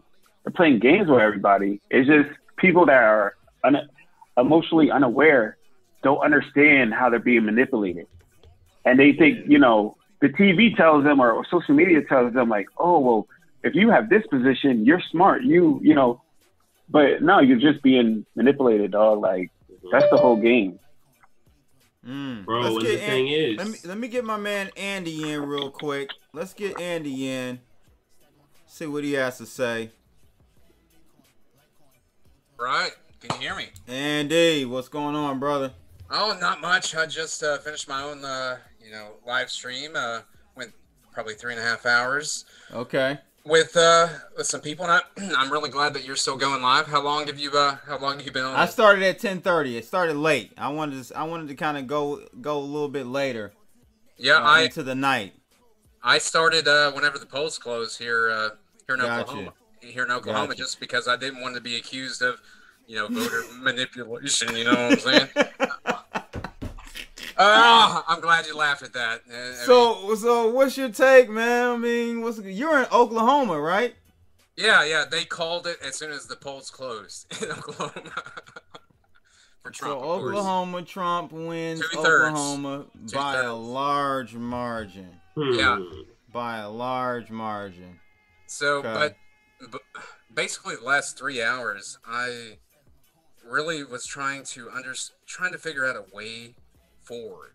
Like, what's the path forward? And I had on liberals and conservatives, and to me it seems like there's not really any good options. I think the real issue behind it all is that we don't have a Walter Cronkite, someone who, like, we have bifurcated news. You know what I'm saying? Yeah. And what happened to the Walter Cronkites of the world, man? I mean, I'm not saying he's great. Like, I wasn't alive whenever he was doing stuff. I don't really know anything about it. But I just know that we had, like, a central unifying source, to say the word. And I really like you because you have different people on who, even if you disagree with them, you'll hear them out. And that's what I was trying to do tonight. And it's honestly, it's really hard to do. It's hard not to just jump on people and say, you're wrong. I'm absolutely right. You have. So who did you have on tonight? Oh, just friends. Okay. Like, no. It's like I actually started a new channel just for this. I wanted to engage locally with people around me. Like, this is not, my regular channel. Okay, gotcha. This is a new channel that, honestly, I think it has 3 subscribers. I mean, it's not, and I'm not gonna share it out on here, but I mean, I really want to ask you guys on here, like, how did we? Okay, I haven't been watching you. Like, I just now tuned in. What's going on in the news? Like, what are they saying? Are they saying Biden's going to win? Are they saying Trump's going to win? What's going on? So Biden's up right now. Okay. Biden's up. Like if we take a look at the Associated Press numbers right now, as you guys can see on the screen, Biden's 209, Trump is 118. But we've got like a lot of states left, bro. Yeah. Which Trump is up. So it is looking like Trump will probably win if things pan out the way that this map is painting. So just FYI. That's interesting though. Arizona going. That was I was shocked at that one, Andy. I was like, what? That was a little weird. Well, 85 miles wasn't 85 miles of a caravan they had in Arizona for a Trump rally just last week. Yeah, I was shocked at the Arizona win by Biden. Well, they don't have. Okay, so AP doesn't have them as a solid win. Yeah. But Fox did say that he won. Really? Now 74% reporting. Well, that's well, yeah. that's actually it's a toss-up. That's still a toss-up. Well, 4% actually, I would say is probably not a toss-up. Wouldn't you say with 75% reporting? Unless I don't know. Unless there's a major city. Yeah, 8.6. He has an 8.6 lead in Arizona right now. It's kind of hard to make up with. It's hard to make up 200,000 votes. Yeah. Yeah. Yeah, I imagine the Tucson area was probably a big turnout. So I don't want to get too far on the edge. And so, what do you think about the mail-in vote? Like, are we going to see court challenges? Of course. So, the Democratic Party. If the Democrats can hold up and spend millions of dollars of taxpayers' money over the last 3 years over some made-up stuff, what makes you think they're not going to do the same thing for this? I'm sorry. Yeah, it's going to be nasty, man. Yeah, I think so too. I think that's very unfortunate. But to the contrary, I think Trump is going to be. He's going to be a sore loser. Yeah, exactly. He's going to do the same thing. He's absolutely going to do the same thing. He's going to do the same thing, but I think not to the extreme as what we'll see with the Democrats, in my opinion. I might disagree. Okay. Just because of his ego. But like again, this is the first time I haven't said this. This is the first time I've ever voted straight party ticket. I've always been an independent. I've always kind of challenging the establishment, that sort of thing. But I have never seen one thing. Clear your throat there, brother. Yeah, I had to clear my throat there. I've been talking. You had a Biden bug in your throat. Yes, sir. I've been talking all night. I had to switch to wine. Sorry about that. I'm having fun. I'm sorry. But this is the first time that I've actually voted straight party, and I've never seen so many people at the polls. There was no place for me to actually go and vote. I had to find a desk and fill out my straight party ticket. Shout out to my man John App. He told me that earlier. He's in North Carolina. He's in Charlotte. He had to go to 4 different spots, Andy. Wow. To cast his vote. Yeah, it's crazy. Well, luckily I live in a town of only a few hundred people, so it was very easy. But even then, with only a few hundred people, it was packed. It was packed. So I think we're going to see record turnout. Something that I think me and you are probably about the same age. Something that we haven't ever seen in our lifetime. Yeah, you're right. So anyways, all right, Andy. Yeah, I appreciate the call in, bro. Yeah, sir. Thank you for taking my call. Do some more live streams in the next coming week or next coming days. What is it? 3 days? You said North Carolina. Who do you think that's going to turn towards? I'm not sure. I'm not sure. I don't have a good pulse on North Carolina. Yeah. I don't know. But Michigan's going Republican? I don't know either, bro. The thing is, the crazy thing is, when I was in Florida, I saw a lot of Biden yard posters or whatever. Yeah. I was kind of shocked, but Trump ended up winning Florida, so I don't know. All right, man. Well, thanks for taking my call. Y'all have a great night. All right, bro. Take care. Let's keep moving forward. Adios. Yes, sir. All right, let's get this other caller in here real quick. See if I got my man Chuck. I see you, Chuck. We're gonna get to you next. Let's see if this guy unmutes himself. Area code 601. Unmute yourself, please. Okay. Hey. There we go. Crypto Blood. What's going on, bro? Bang, bang. What's up, man? Oh, man, it's good, man. This is Mississippi Bitcoin, man. You know, I've been in since 69. It's a Mississippi Bitcoin. That's what I call myself. Bitcoin, yes. I remember you calling in before. Yeah. Yes, sir. Yeah, man. Oh, yeah, man. You know, I've been trading all day, man. You know what I'm saying? That's what I do. I trade on the 1 minute chart. But check this out, though. Everybody, oh, yeah, we get it in over here now. But hey, you need some Adderall, man. You need some of that with Trump to trade on the 1 minute, boy. I don't... Oh, we banging them, man. Come on, man. It's real easy to trade on one. You got to know what to do now. You know, you got to be ready now. But hey, check it, man. You know, like I say, man. I be looking back at the charts. I look when I'm trading on a 1 minute. I look back in the charts to see what I'm gonna do in forward, right? So now I'm looking at the election, right? What people are not looking at is Nancy Pelosi gonna be the president, man. Wait a minute. Yeah. Man. Wait a minute. Nancy Pelosi. $9 billion. How is Nancy Pelosi? Help me out. $1 million. Help me. Okay, with this how I go down. Okay. Right, check it out. This how it's going down. Right. The Democrats is gonna contest the count. The Republican is gonna contest the count, and it's gonna go to court. Right? And the court is going to say both of them are disqualified, and it's going to go to Nancy Pelosi. Got it? Yeah, man. You hear this, bro? Yeah. Y'all better get it on, man. Y'all better watch, man. When you gotta look back, man, you better watch it, bro. I'm telling you, man. Dude, you gotta watch. He said you got to bet on that. I don't know, man. Are they betting anywhere? Are they betting anywhere? Yeah, probably ain't even got. Yo, to be honest with you, I can't stand Nancy Pelosi. I hate her more than Biden, bro. Like, if I had to pick, I would pick Biden over it. Man, right. Well, see, that's what, yeah. I'm not.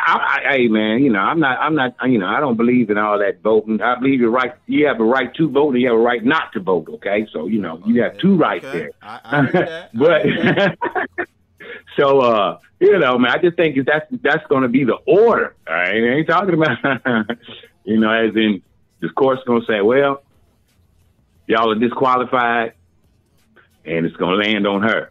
Wow. That's an interesting take. I know, man. Yeah, man. It's real deep, man. It's real deep, man. Yeah. Well, you stay safe down how's your algo? How's your? Well, I think Donald Trump is winning here in Mississippi, though. He's gonna win Mississippi. You know, okay. It's yeah. But you know, I would, you know, I like Farrakhan, man. You know what I'm saying? You know. Which coin? Farrakhan. Farrakhan. Farrakhan. Has anyone? I'm not even familiar with that one, bro. I'm right. You can't. It's not out yet, man. But you know, we're working on it right now. You know, we're working on a little something. We're trying to come out with a little Farrakhan, but you know, it's kind of like a Kanye coin. Okay. You know, remember how they had Kanye in the back of the day? Yeah. I got to be in a friend. We chopping it up, man. We trying to get Farrakhan going, but it's not launched yet, though, man. It's nowhere close, man. Nowhere close. I got you. But we're working on it, man. You know, it's my first coin I'm trying to do, man. I'm just putting a little name on it, seeing what it do. Yeah. Okay. All right. Well, keep us posted, man. I appreciate the call. Keep us posted on that. Okay, man. Watch out for Nancy Pelosi, brother. All right. Watch the back door. I'm saying, watch the back door. Watch the back door, man. Watch that back door, cuz. She comes to the back door. I got this for her. I hear you.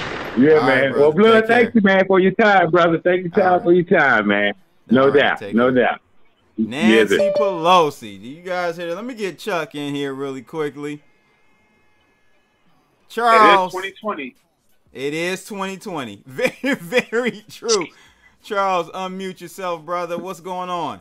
Yo, so I was raised in Phoenix, Arizona. I spent most of my life there. You know this. I talked about Yes, you did tell me that. Are you shocked at that? They're not winning it. That will be a Trump state. I'm here to just tell you, they're not going to let it happen. I'll tell you this much. Like, I can watch Phoenix local news right now. Okay. Like, I'm still hooked up to it on my Facebook. And the way they're presenting it for the local news in Arizona right now is, you know, Trump, you know, there's some voting fraud and we're going to recount the ballots and, you know, mail-in fraud. And this and that, and college kids who aren't allowed to vote in Arizona were voting with fake names on the mail fraud and shit like that, man. Arizona has one of the worst voting policies ever. I mean, McCain, and Joe Arpaio made it happen where if you're any color other than white or black, they don't do the black people. They don't be labeled racist. But if you're like Asian or brown, you need to bring a birth certificate to the polls, or else you can't vote. So most people just don't. Like, last night I got into one of those stupid internet arguments where I can't sleep because, you know, someone's wrong on the internet, where the a local news, Arizona news, shared something about that cop suing Walker for, you know, Breonna Taylor's boyfriend. Yeah. Cop suing him. And I'm like, that's fucking ridiculous, you know?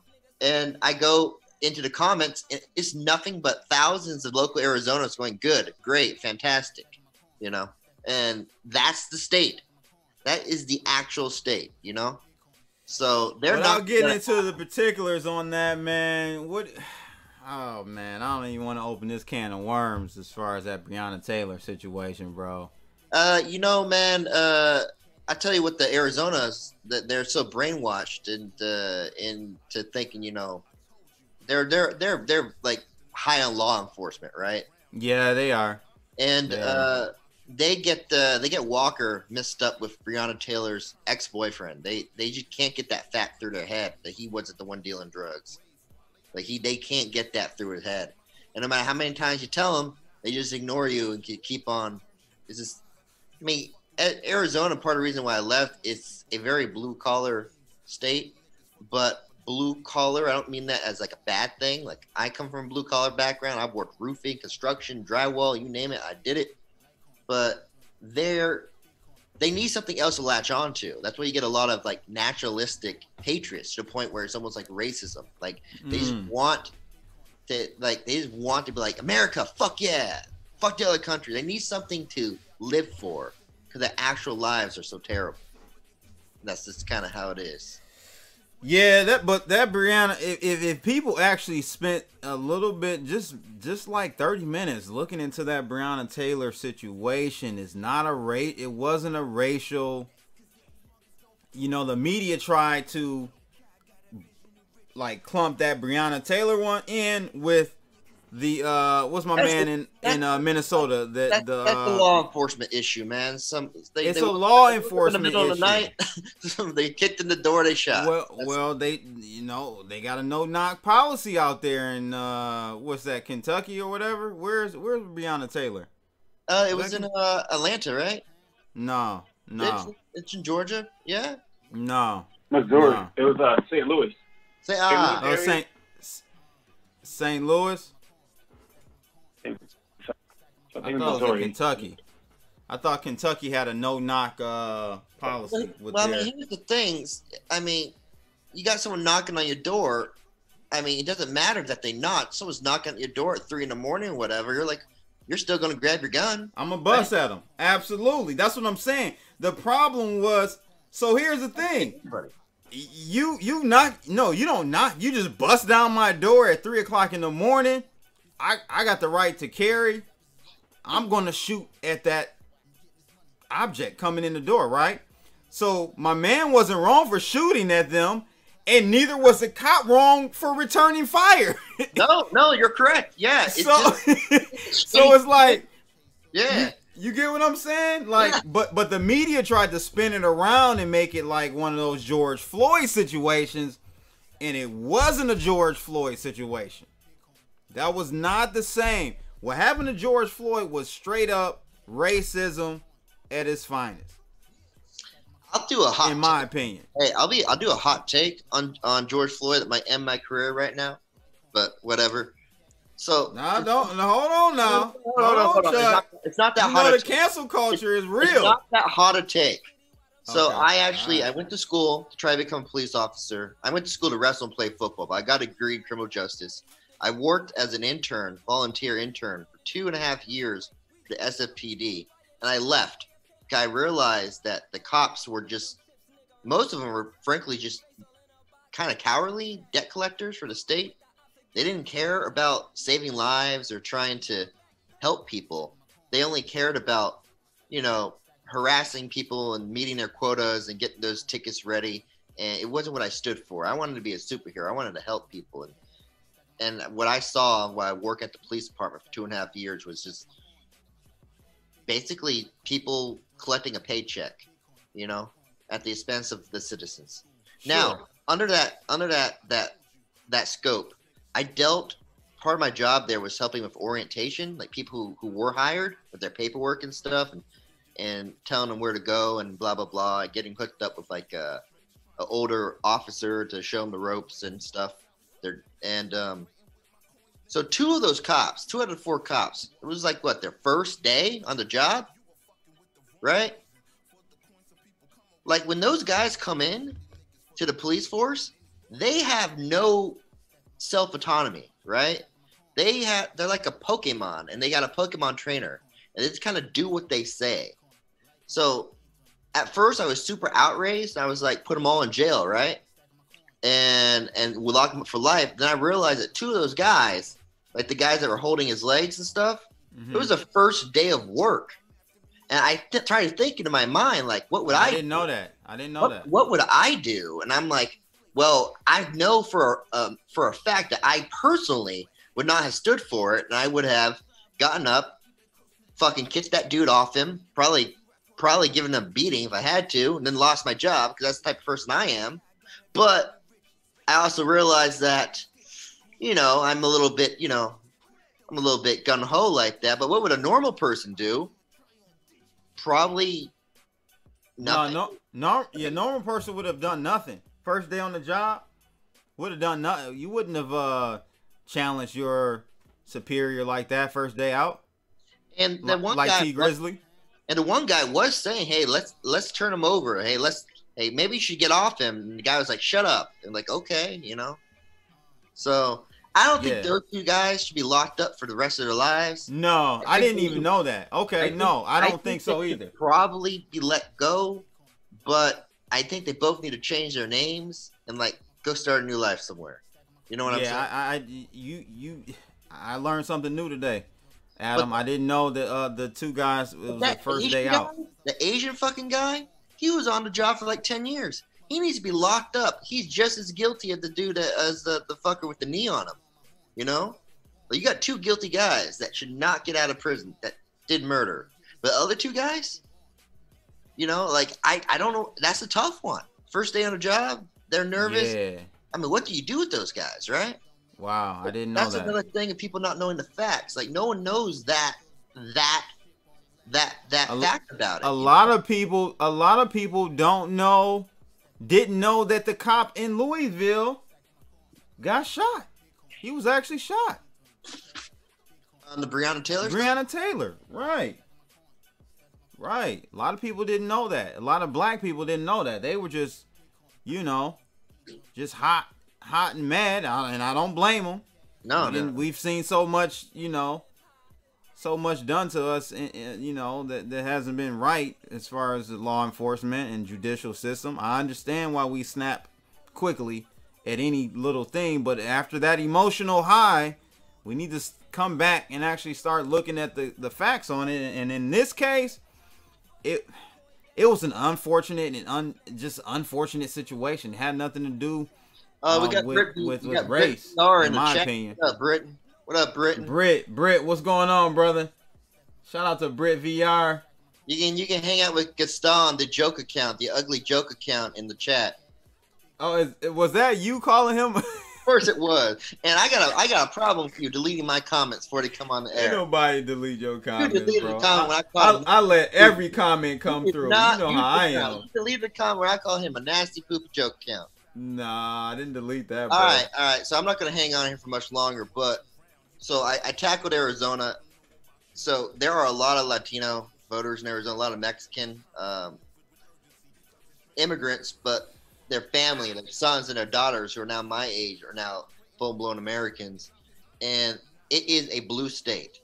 Arizona is primarily a Democratic state, but the government, the internal government and the people in power are so far right that they're not going to let the election go. Oh, okay. Didn't know that. I always looked at Arizona as a red state. Okay. They're going to do everything. Of course, not a red state. 60% of the population is from Mexico. I mean, but they're not allowed. But Mexicans, hey, hold on now. Mexicans like Trump. Not the ones in Phoenix. Okay, maybe you're right. There's a law in Phoenix that prevents you from voting if you look brown. You have to bring your birth certificate. Who did that? John McCain did that.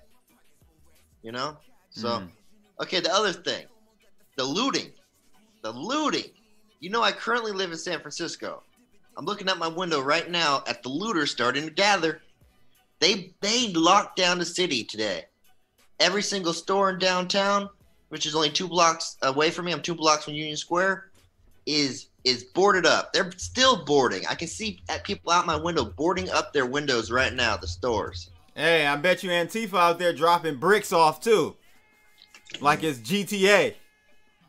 I tell you what, the people who are gathering to loot, man, the ones who, I mean, I'm sure people bust in from elsewhere. It looks bad in the black community because they bust in from Oakland after all the white liberals go insane. They just kind of pick up the scraps. But it is unfortunately my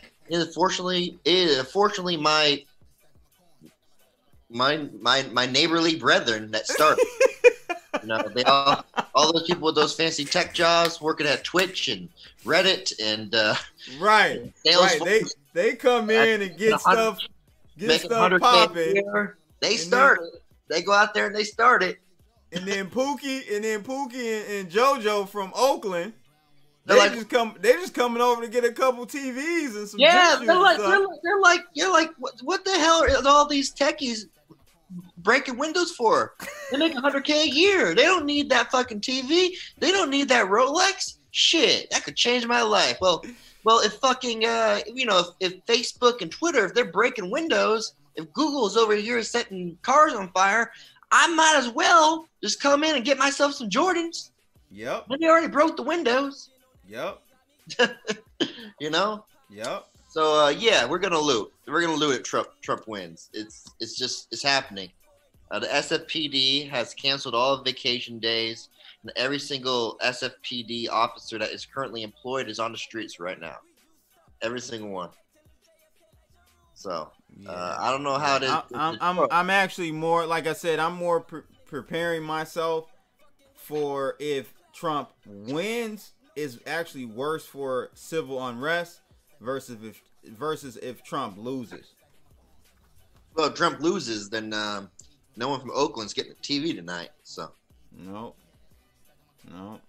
And that, I mean, that's kind of ironic. You got a lot of people that should be rooting for Biden that's probably secretly hoping Trump wins just so that they can, wow out. Damn shame, man. You know. But anyhow, the final thing, politics finally affected me today. You want to know how they affected me? How? I like to play Mortal Kombat 11.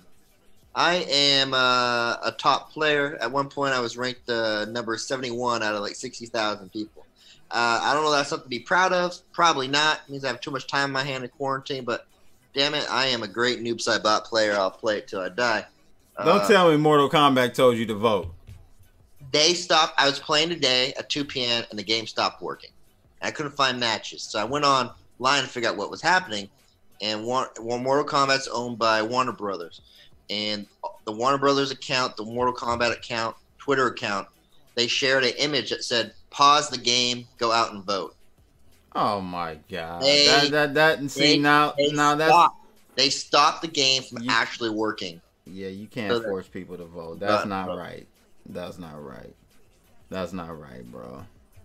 No. They like I said, I was telling my wife this, man. Like, I feel like this year, like every year around election, they ramp up the voting campaigns and marketing campaigns and whatnot. But this year, dude, I've seen it in everything from Reddit to Twitter to, I mean, every app that I use, even Discord. We got 10 pound back in. Discord. Discord is the most liberal. It's put it this way. Discord about probably the most Antifa in like business, like actual legitimate like industry. Really? Discord employs about 350 people. They are the most, it's I don't want to say anymore. I might want to work at Discord one day. But you get my point, right? Yeah, I got you. They're the ones looting. I mean, they probably are treating it like a fucking team building exercise tonight. Well, honestly, Discord, what they do is they just want people to follow their terms of service, and their terms of service include not vouching for hate speech, really, and just supporting equal opportunity. Like, really, they're not trying to be like, the truth ministry like Facebook is, where people on the right are like, Facebook is censoring us, like they don't really censor people other than whenever they're caught doing something hateful, of course. And I think it's well within their right as a platform. But even my favorite DJ decided to come out and say, I hope you guys voted today. And I was like, damn. Who was that? Crazy. Hero Bus. Yeah, he's like this DJ based out of Atlanta, Georgia. And he makes like, trap and dubstep and, all that, this, that, and the third, EDM music. Okay. Yeah, okay. So, yeah, it's pretty much everywhere. Even Kayak, I was looking for prices out to San Francisco and also outside the country. Oh, why? Yeah. You about to go out there and you? Oh, so you Antifa? Nah, man, I just want to go to San Francisco because who wants I'm planning. I'm planning to go to San Francisco for like a photo shoot and kick it with some homies I met on Discord. Hit me up, brother. Hit me up. Man. Like, okay, I'm just like, okay, who's going to San Francisco and what's this? December, November? It's cold as hell in San Fran. It's not that cold in San Fran in December. What? You sure about that? I'm very. Adam, will you tell them? September is the hottest month of the year out here. It's like 100 degrees. Yeah, it ain't September though, Chuck. I'm talking about December. November. I'm talking about December though. I'm trying to go out there in December. I mean, it's not terrible. I mean, our hottest months is like our coldest month is like fucking July. So. Yep. That's what I experienced. Bro. Well, all right, Chuck, man. Appreciate you calling in, bro. As always. Yo, speaking of San Francisco, go ahead. Out my window right now, I can see the top of the Salesforce Tower. For the last 3 weeks, the top of the Salesforce Tower it has all LED lighting. It just says "Vote for your future." It means vote for Biden, over and over and over again. It's very, very big. It's very, very bright, and I'm sick of fucking looking at it. I want to go back to like changing into like I think it changes in like blue and red smoke for the most part. Like it's like I'm sick of it telling me to vote for Biden every time I look out my window. So, bro, man, all of these companies are subliminally telling you to vote for Biden, bro. I'm sorry. That is what it is. All right, brother. Gaston, you're a joke account. Adios, guys. All right, shout out to Gaston. Shout out to Chuck. Appreciate you for calling in. Let's get one more person in here, 10 pound. But I gotta say, go ahead. Yeah, go ahead. Surf right now, my guy. That price is a discount. It's a fire sale. Anybody that don't know about Surf, yeah. Here goes 10 pound over here shilling. I'm out here shilling. I'm out here shilling, bro. I'm a shill for days. And shit. It's just going down hard. Who's calling in from the 772 area code? What up, cuz? What up, blood? No, I just wanted to call in. First time caller. Want to check in, 10 pound. CB, I'm loving it. Material, man. This shit is awesome, brother. Appreciate it, bro. Appreciate it. Where you calling in from?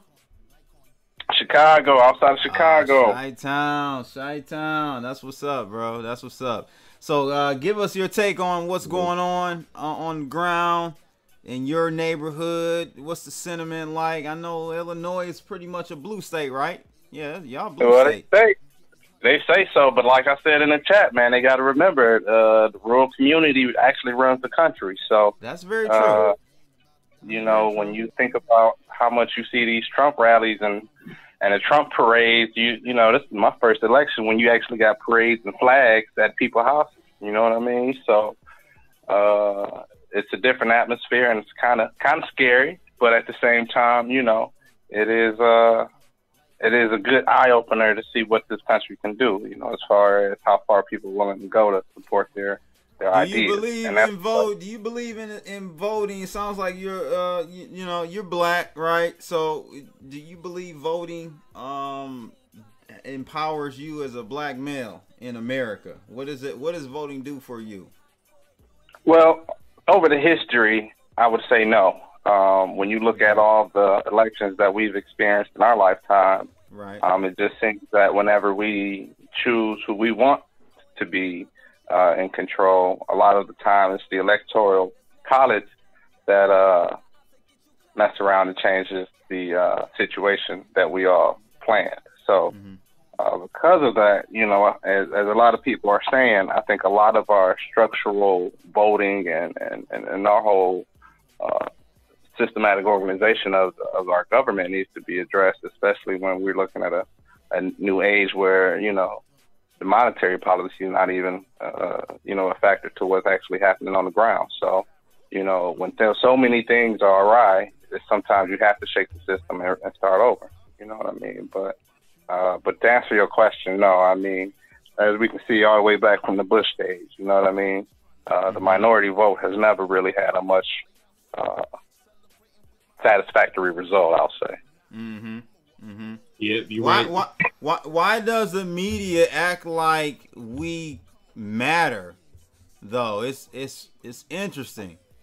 Like we make up 13% of the population, and we normally and typically have one of the lower voting participation rates of any I don't know, demographic or whatever. Demographic in the country. You're absolutely right. So why do they act like we matter so much? The black vote, like it matters. Because honestly, I think it's a multifold situation, but I think the main 2 points are the money behind the Democratic Party and their urge to suppress the black vote and maintain the black vote at the same time. The other part about that is, you know, a lot of the country follows the minority, whether a lot of people recognize it or not. And if they're leading the minority idea that the country is supposed to see, then of course it'll be more entertaining for those who follow that stigma to follow accord with that same media-driven advertisement. Okay, didn't think of it that way. Okay, makes sense. But you know, at the same time, you know, when the minority doesn't even interact in the system, then it's kind of hard for them to say, "Oh, why do you matter so much?" At 13%, with maybe so say if we had about a 75% turnout, think about how much that's actually supposedly affect the actual country. Yeah. So you know, it's crazy. Yeah. Well. Yeah, that's true, man. I get both sides of the coin, both sides of the story when it comes to blacks and their position on or viewpoint on voting and what it means. You know, it's very, you have both sides and they have very strong opinions about it. You know, I'm sure you know the side of voting. Our ancestors died for us to be able to vote. No, they died. They died for us to be free. Not right, and have necessarily vote. equal situations. And the thing about it is, right. The thing about it is, you know, because of that stigma and that kind of storyline that's been put out there so heavy, you know, you almost feel obligated to follow suit just to make sure you that situation. But I mean, like I said, you know, what a lot of people are realizing, regardless if you left or right, Trump or Biden, you know, the best thing to do is invest in yourself and invest in your own education so you can learn, whether it's crypto, stocks, or whatever, so you can move yourself out of your current situation into another element. While a lot of people are marching and protesting, they could be learning. And that's the biggest thing that so many people are missing is, you know, you putting out so much of this physical energy when it's really your mental power that's going to take you to another level. So if they were not overwhelmed by so much of this media, then I think they would see differently. But like we know, our buddy Robert tells us, you know, you got to level up yourself. If you ain't willing to do that, then you're wasting everyone else's time around you. So, but yeah, cuz I just want to say thank you for the show, man. Loving the content. I want to hold up. I want to make sure, you know, we provide value to your situation. So I don't want to stay on too long. Thanks, cousin, for calling in. Definitely appreciate the support, man, and we'll holler at you soon. Definitely gonna do another live stream, maybe in another day or so, just to do a follow up. Yeah. This is gonna be epic. Like I said, whether the markets go up or down, you know, we smart enough to know how to play our cards right now. So, you know, we're not too pressed either way. But like I said, hey man, you got to do your duty and vote your conscience, like our buddy Brock said. So if you're not willing to uphold your own conscience, and people say choose the lesser of two evils, or why do you have to choose evil in the first place? But that's just my take. Wow, and that kind of segues me into. Thanks for calling, man. That segues me into my trip out there to Wyoming, Cheyenne, Wyoming, to check out the independent convention.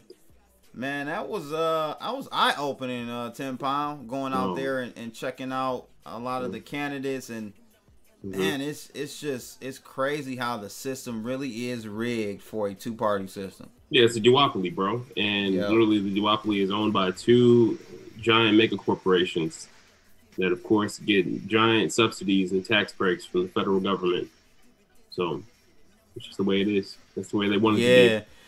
Yeah, I didn't know, like, to be independent, you need like 24,000 votes or something crazy.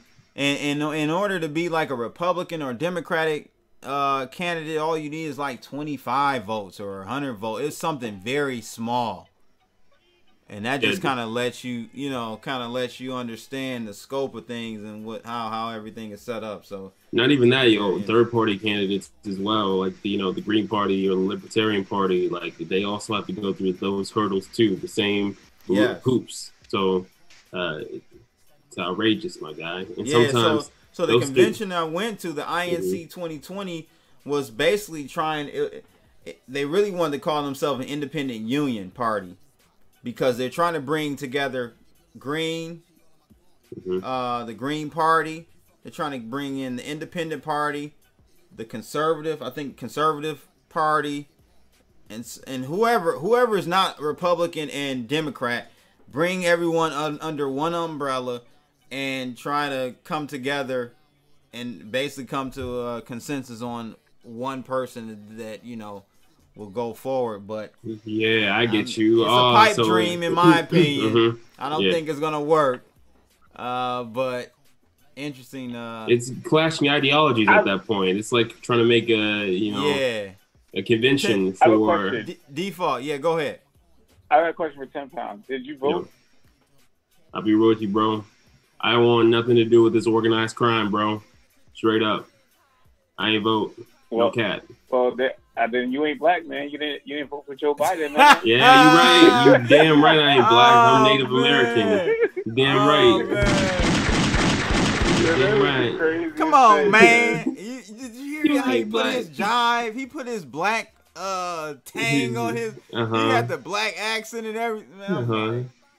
He straight up going off, bro. It infuriates me so much, bro. So you ain't black if you ain't vote for Joe Biden? People argue with me like, I'm telling you online for like months, like, oh, you gotta vote for her. That's just too evil. And I'm just like, yo, no, like, you couldn't pay me to vote for Joe Biden. Like, I'm not voting for either. Like, you can't pay me to vote for these people. They're trash. Like, the policies don't. It's all the games. Their policies ain't going to affect. Like, the policies going to affect you, but negatively. Like, it's not going to affect you positively. So. So what do you? So hold on. So what do you think about here? But here's the thing, though. Default. What are your thoughts about how, Trump has done a few things for the black group, man. I mean, you take a look at what he did with the HBCUs and giving them a permanent funding of $250 million a year. That was clutch because I think it's Title III funding was getting ready to run out for HBCUs, and he came in and actually gave them a lifeline. What are your thoughts about that? And what are your thoughts about his openness to changing the incarceration situation, which greatly affects black males? The HBCUs, that was a good policy. I agree with that, but unfortunately, like for most, you got to get to college first to take advantage of that. And like it's like he gave funding to these schools, but you still got to have capital to go to these schools, or you got to take out loans. So, okay, that was great that you gave the institution funding, but the problem with the problems within the black community is there's a wealth problem. Like he's not addressing that main issue. To me, that's the what about the platinum issue. Plan? The platinum plan is ineffective. It's vague. Okay. It's only $40 billion, and it's they leverage up to like $500 billion. I was gonna say 500. I thought it was 500. Okay. Nah, it's $40 billion, and then it has a kicker where you can leverage it up to $500 billion, and also. But bro, isn't $40 billion? Isn't $40 billion better than zero? We ain't got no love from nobody in the past. It's all about the details. The details is it gives it to private institutions to basically give it out the money, and then that can be leveraged, and then it can be given to. It's not like a specific plan for Black America. It's for minorities. So it could be like women are considered minorities. So the problem with a lot of the legislation, and same with Biden's plan, there's no specific plan for Black people in America. It's always minorities. Like I said, minorities could be anybody. Could be everybody but white men. So that's the whole trick. My understanding. The language. So I thought that this platinum plan was the thing that was groundbreaking about the platinum plan was that it was specifically for black, brown, black people. You look at the language. It says minority. That's coded for anybody but white men. So. I have to go back and look into that. I'm okay. I'll have to go back and look into that. That's the problem with that affirmative action. Who benefits the most from that is white women, because the law was initially only for for Black Americans, but then the Democrats came in and they watered down the who can get it, and then they made white women a minority. So and now white women take advantage of it more than Black people. So all these tricks that are created on both sides, man. You gotta read the details.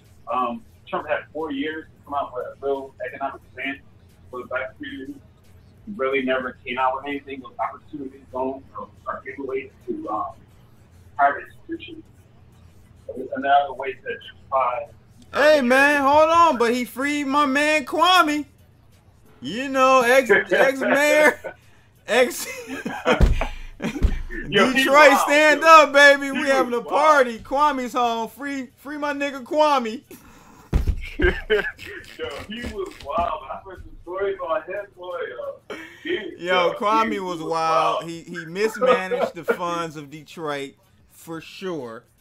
No lie, I'm not giving no excuse to him for that. However, I think the sentence was pretty harsh. I think the sentence was a little too harsh. So I'm glad to see it get reduced and he's coming home and whatnot. That was because of Trump, Yeah, I mean, it was his criminal justice plan is. If you want to give him credit, it's a start, but again, you're not addressing the main issue. Like there needs to be some type of police reform. I wouldn't go to the extreme of saying wouldn't that funding that. I think here's my issue. Wouldn't that opportunity? Did we miss that opportunity to see a fully fleshed out plan for Black America when we had a black president? Like, I'm not expecting a white male to go balls to the wall for a group that it's not. It really, you know what I'm saying? Like, it's not his base. It's not his base. It's not his base. I'm not even expecting. So the little that he's done to me, I'm like, wow. You know? The problem is the little that he's done is not enough to, deal with the issues that, honestly, and I said this before, like, Black people economically dead, man. Like, it's economically, you're not going to survive. I think there were studies out, like, by 2050, like, the average Black person is going to be worth, like, negative money. Like, oh no, the average Black household is negative now. Yeah. So you need a massive economic policy for the community, but we can't blame everything on there. It's so complex, bro, because it's a lot internally why we're in that situation too, within our own community. Somewhat, but the way wealth has been acquired in this country for the majority of time that we've been over here, we've been locked out. Yeah, that's been systematic. Yes, and that needs to be addressed. And we're still locked out. Yes, we're still locked out. Yes. So when somebody comes along and starts talking in that language, maybe you might have my interest to go out there and vote, and I might be as fanatical as these other people are. I think we missed our opportunity with Obama. Obama didn't do that. He was supposed to do that. No. Obama is a corporate, and that goes back to the identity politics. Yes, I agree. Obama was a corporatist, controlled by the very same people that came before him. What I'm saying is, when I say Obama was supposed to do that, I'm just saying as a Black male, he understood, or should have understood, the most, or he should have related the most, even though Obama, his stepfather was a tycoon, oil tycoon. Most people don't even know that, but exactly, his upbringing is completely different from the average Black male. That's true. So he's not going to have the same experiences. Like, he played the whole Black male, Black American trope, but he's not really, like, when he goes down his core with his core beliefs. Like, I remember in, I think it was like 2011, he had a speech, and he was like, oh, it's, back in the day, how did they consider Ronald Reagan? Like, you can look it up on YouTube, where that's wrong. Like, a Black man is not going to consider himself Ronald Reagan. Like, that's not the majority viewpoint politically when you're talking about Black men. His lineage, man. I mean, he's cousins with Cheney. He's cousins with.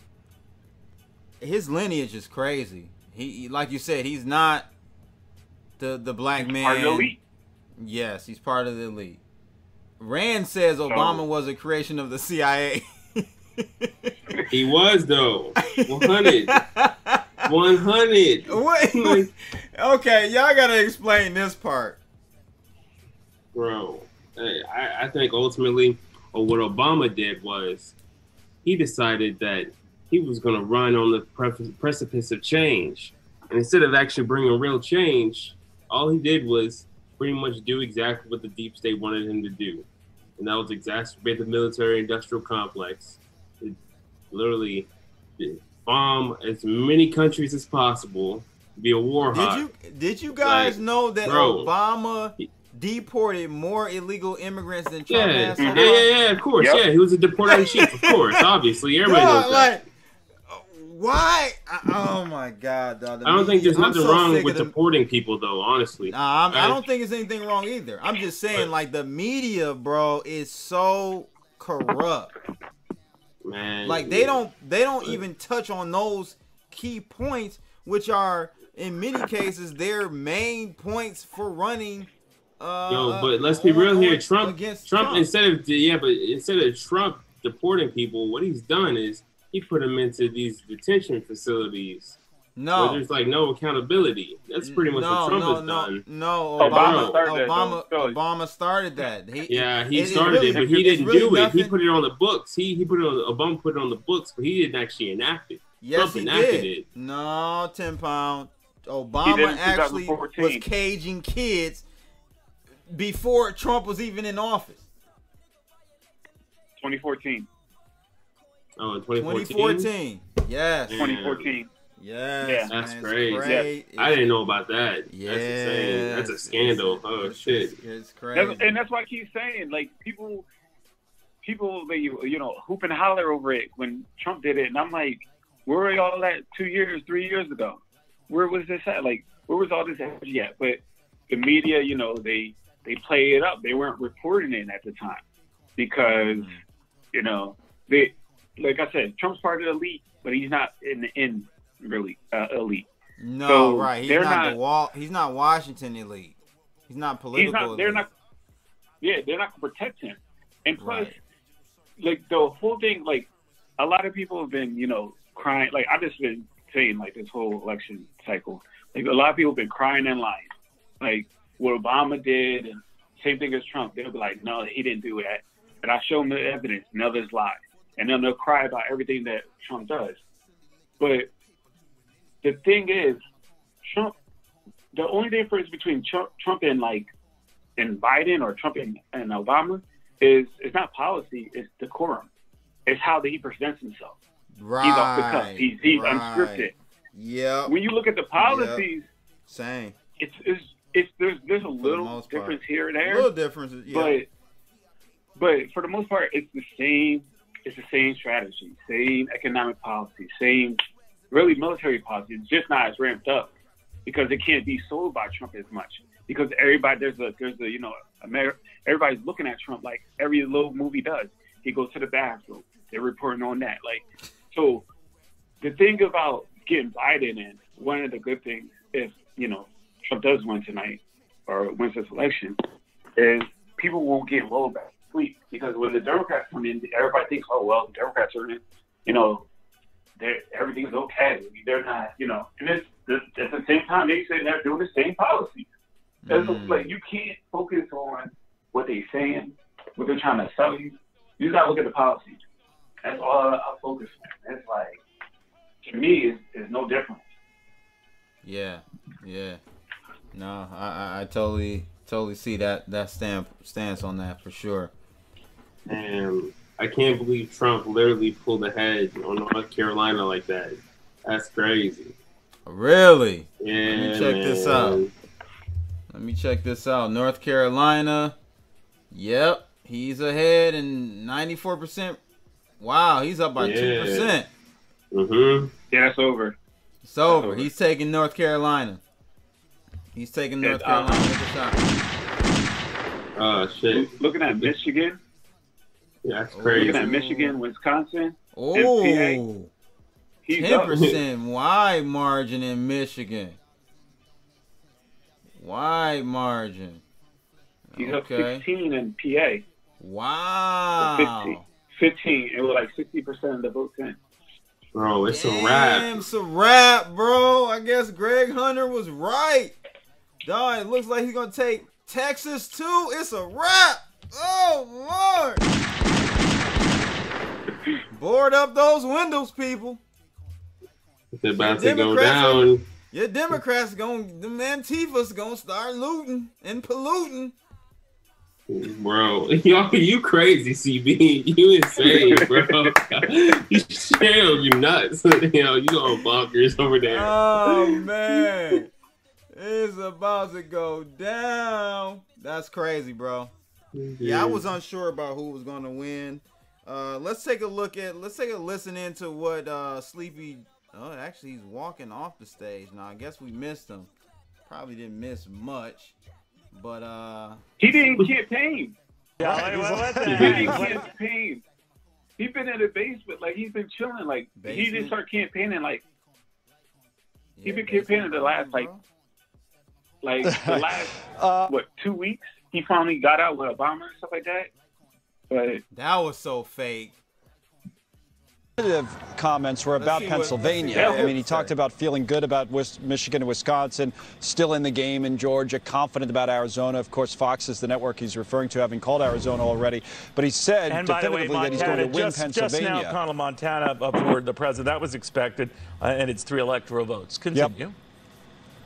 So the Philadelphia vote count that he referred to, Philadelphia, Allegheny County, and he said Scranton, that's in Lackawanna County, where they do have a lot of the count in there, and that is a Democratic area that looks like it'll stay Democratic. Allegheny County, Hillary Clinton won by 16 points last time, and Philly, of course, is heavily Democratic, those areas that he referred to. The problem in Philadelphia, we don't know if it's a problem or not. We were told that they were going to report to us their mail-in ballot recordings tomorrow morning at 9 a.m. They'd only posted 75,000 mail-in votes out of about 350,000. And then a little while ago, the city commissioner's office, which handles the elections in Philadelphia, they said, no, we'll give you another update tonight. Now, of course, tonight's already tomorrow morning, and then we'll give you another update after that at 9:30 or 10. So there's all sorts of back and forth and confusion in Philadelphia already about the mail-in votes and when they'll be reported. They're being counted, as far as we know, 24/7. Just a matter of when we'll find out what that count is. The other thing is this legal question that has come up here in the last hour or so. Republicans were trying to get some mail-in ballots apparently thrown out if they had initially had a mistake on them, but then that mistake was fixed. And now a court has actually agreed to hold a hearing on that issue tomorrow. So that's something to follow up on tomorrow, that, you know, may be one of many legal issues that comes up here in Pennsylvania. So to go back to the beginning, Neil, it's a two-track race here. The Trump officials that have been texting with throughout the night continue to say that they're confident that their in-person turnout in Pennsylvania is going to be definitive for them in terms of overriding any mail-in or early vote lead that Joe Biden would have had. But obviously from the Biden campaign, you heard it from the candidate himself there moments ago, they are saying they're just as confident that their turnout was strong, not only in the mail, but also in person in those heavily Democratic counties like Philadelphia and its suburbs. We're in Bucks County right here, which is a little more split, but it's expected to go to Biden as it went narrowly for Hillary Clinton last time around. So 2 tracks, by the mail and in person, and you're right, we're going to be here for a while in Pennsylvania. Yeah, I imagine. You know, Kennedy, looking at this and some of the returns, and then looking at the Senate, where things could still happen. I mean, the Democratic kind of could still run the table of the remaining races, and Republicans did pick up a seat in Alabama, defeating Senator Doug Jones, Tommy Tuberville, the former Auburn University football coach, doing that. So the balance of power right now we're showing in the races thus far dead even, but at a minimum, Democrats needed to pick up 3 seats. That is assuming that Joe Biden won and the vice president, in this case, Kamala Harris, would be the tiebreaker there. But if the president were to win, they actually need to pick up 4 seats. They're nowhere near that. Senator Lindsey Graham hung on to win his seat. It's looking pretty good right now for Senator David Perdue in Georgia. There's a runoff election to come in Georgia for Kelly Loeffler against Raphael Warnock. But the net gains there are not there for Democrats at this point. So that's a wash. The Senate will remain in Republican control as things now. Again, things could change. But looking at all of that and looking at how the markets are reacting as we get close to 1 a.m. here, the day after the election on the East Coast of America. They're digesting this and the uncertainty, no doubt, of all of this. And it's a wash, certainly on the Dow and Nasdaq futures. Of course, they're looking pretty good. But there is general kind of confusion how all of this sorts out and whether we will know anything tonight.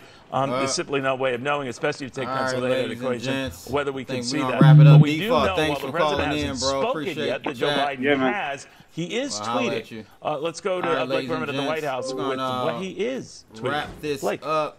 Hi there, Neil. Two tweets Tonight. in just the last few minutes. Appreciate everyone tuning in. in. Make sure you hit that like button for me.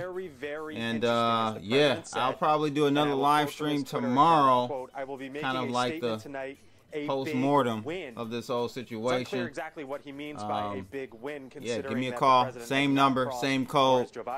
I'll let you guys know what time, sometime tomorrow. That's pretty much it, though. It's your boy Crypto Blood. Again, make sure you like, share, and subscribe, and click that bell to receive more videos like this. We out of here, people. Holla!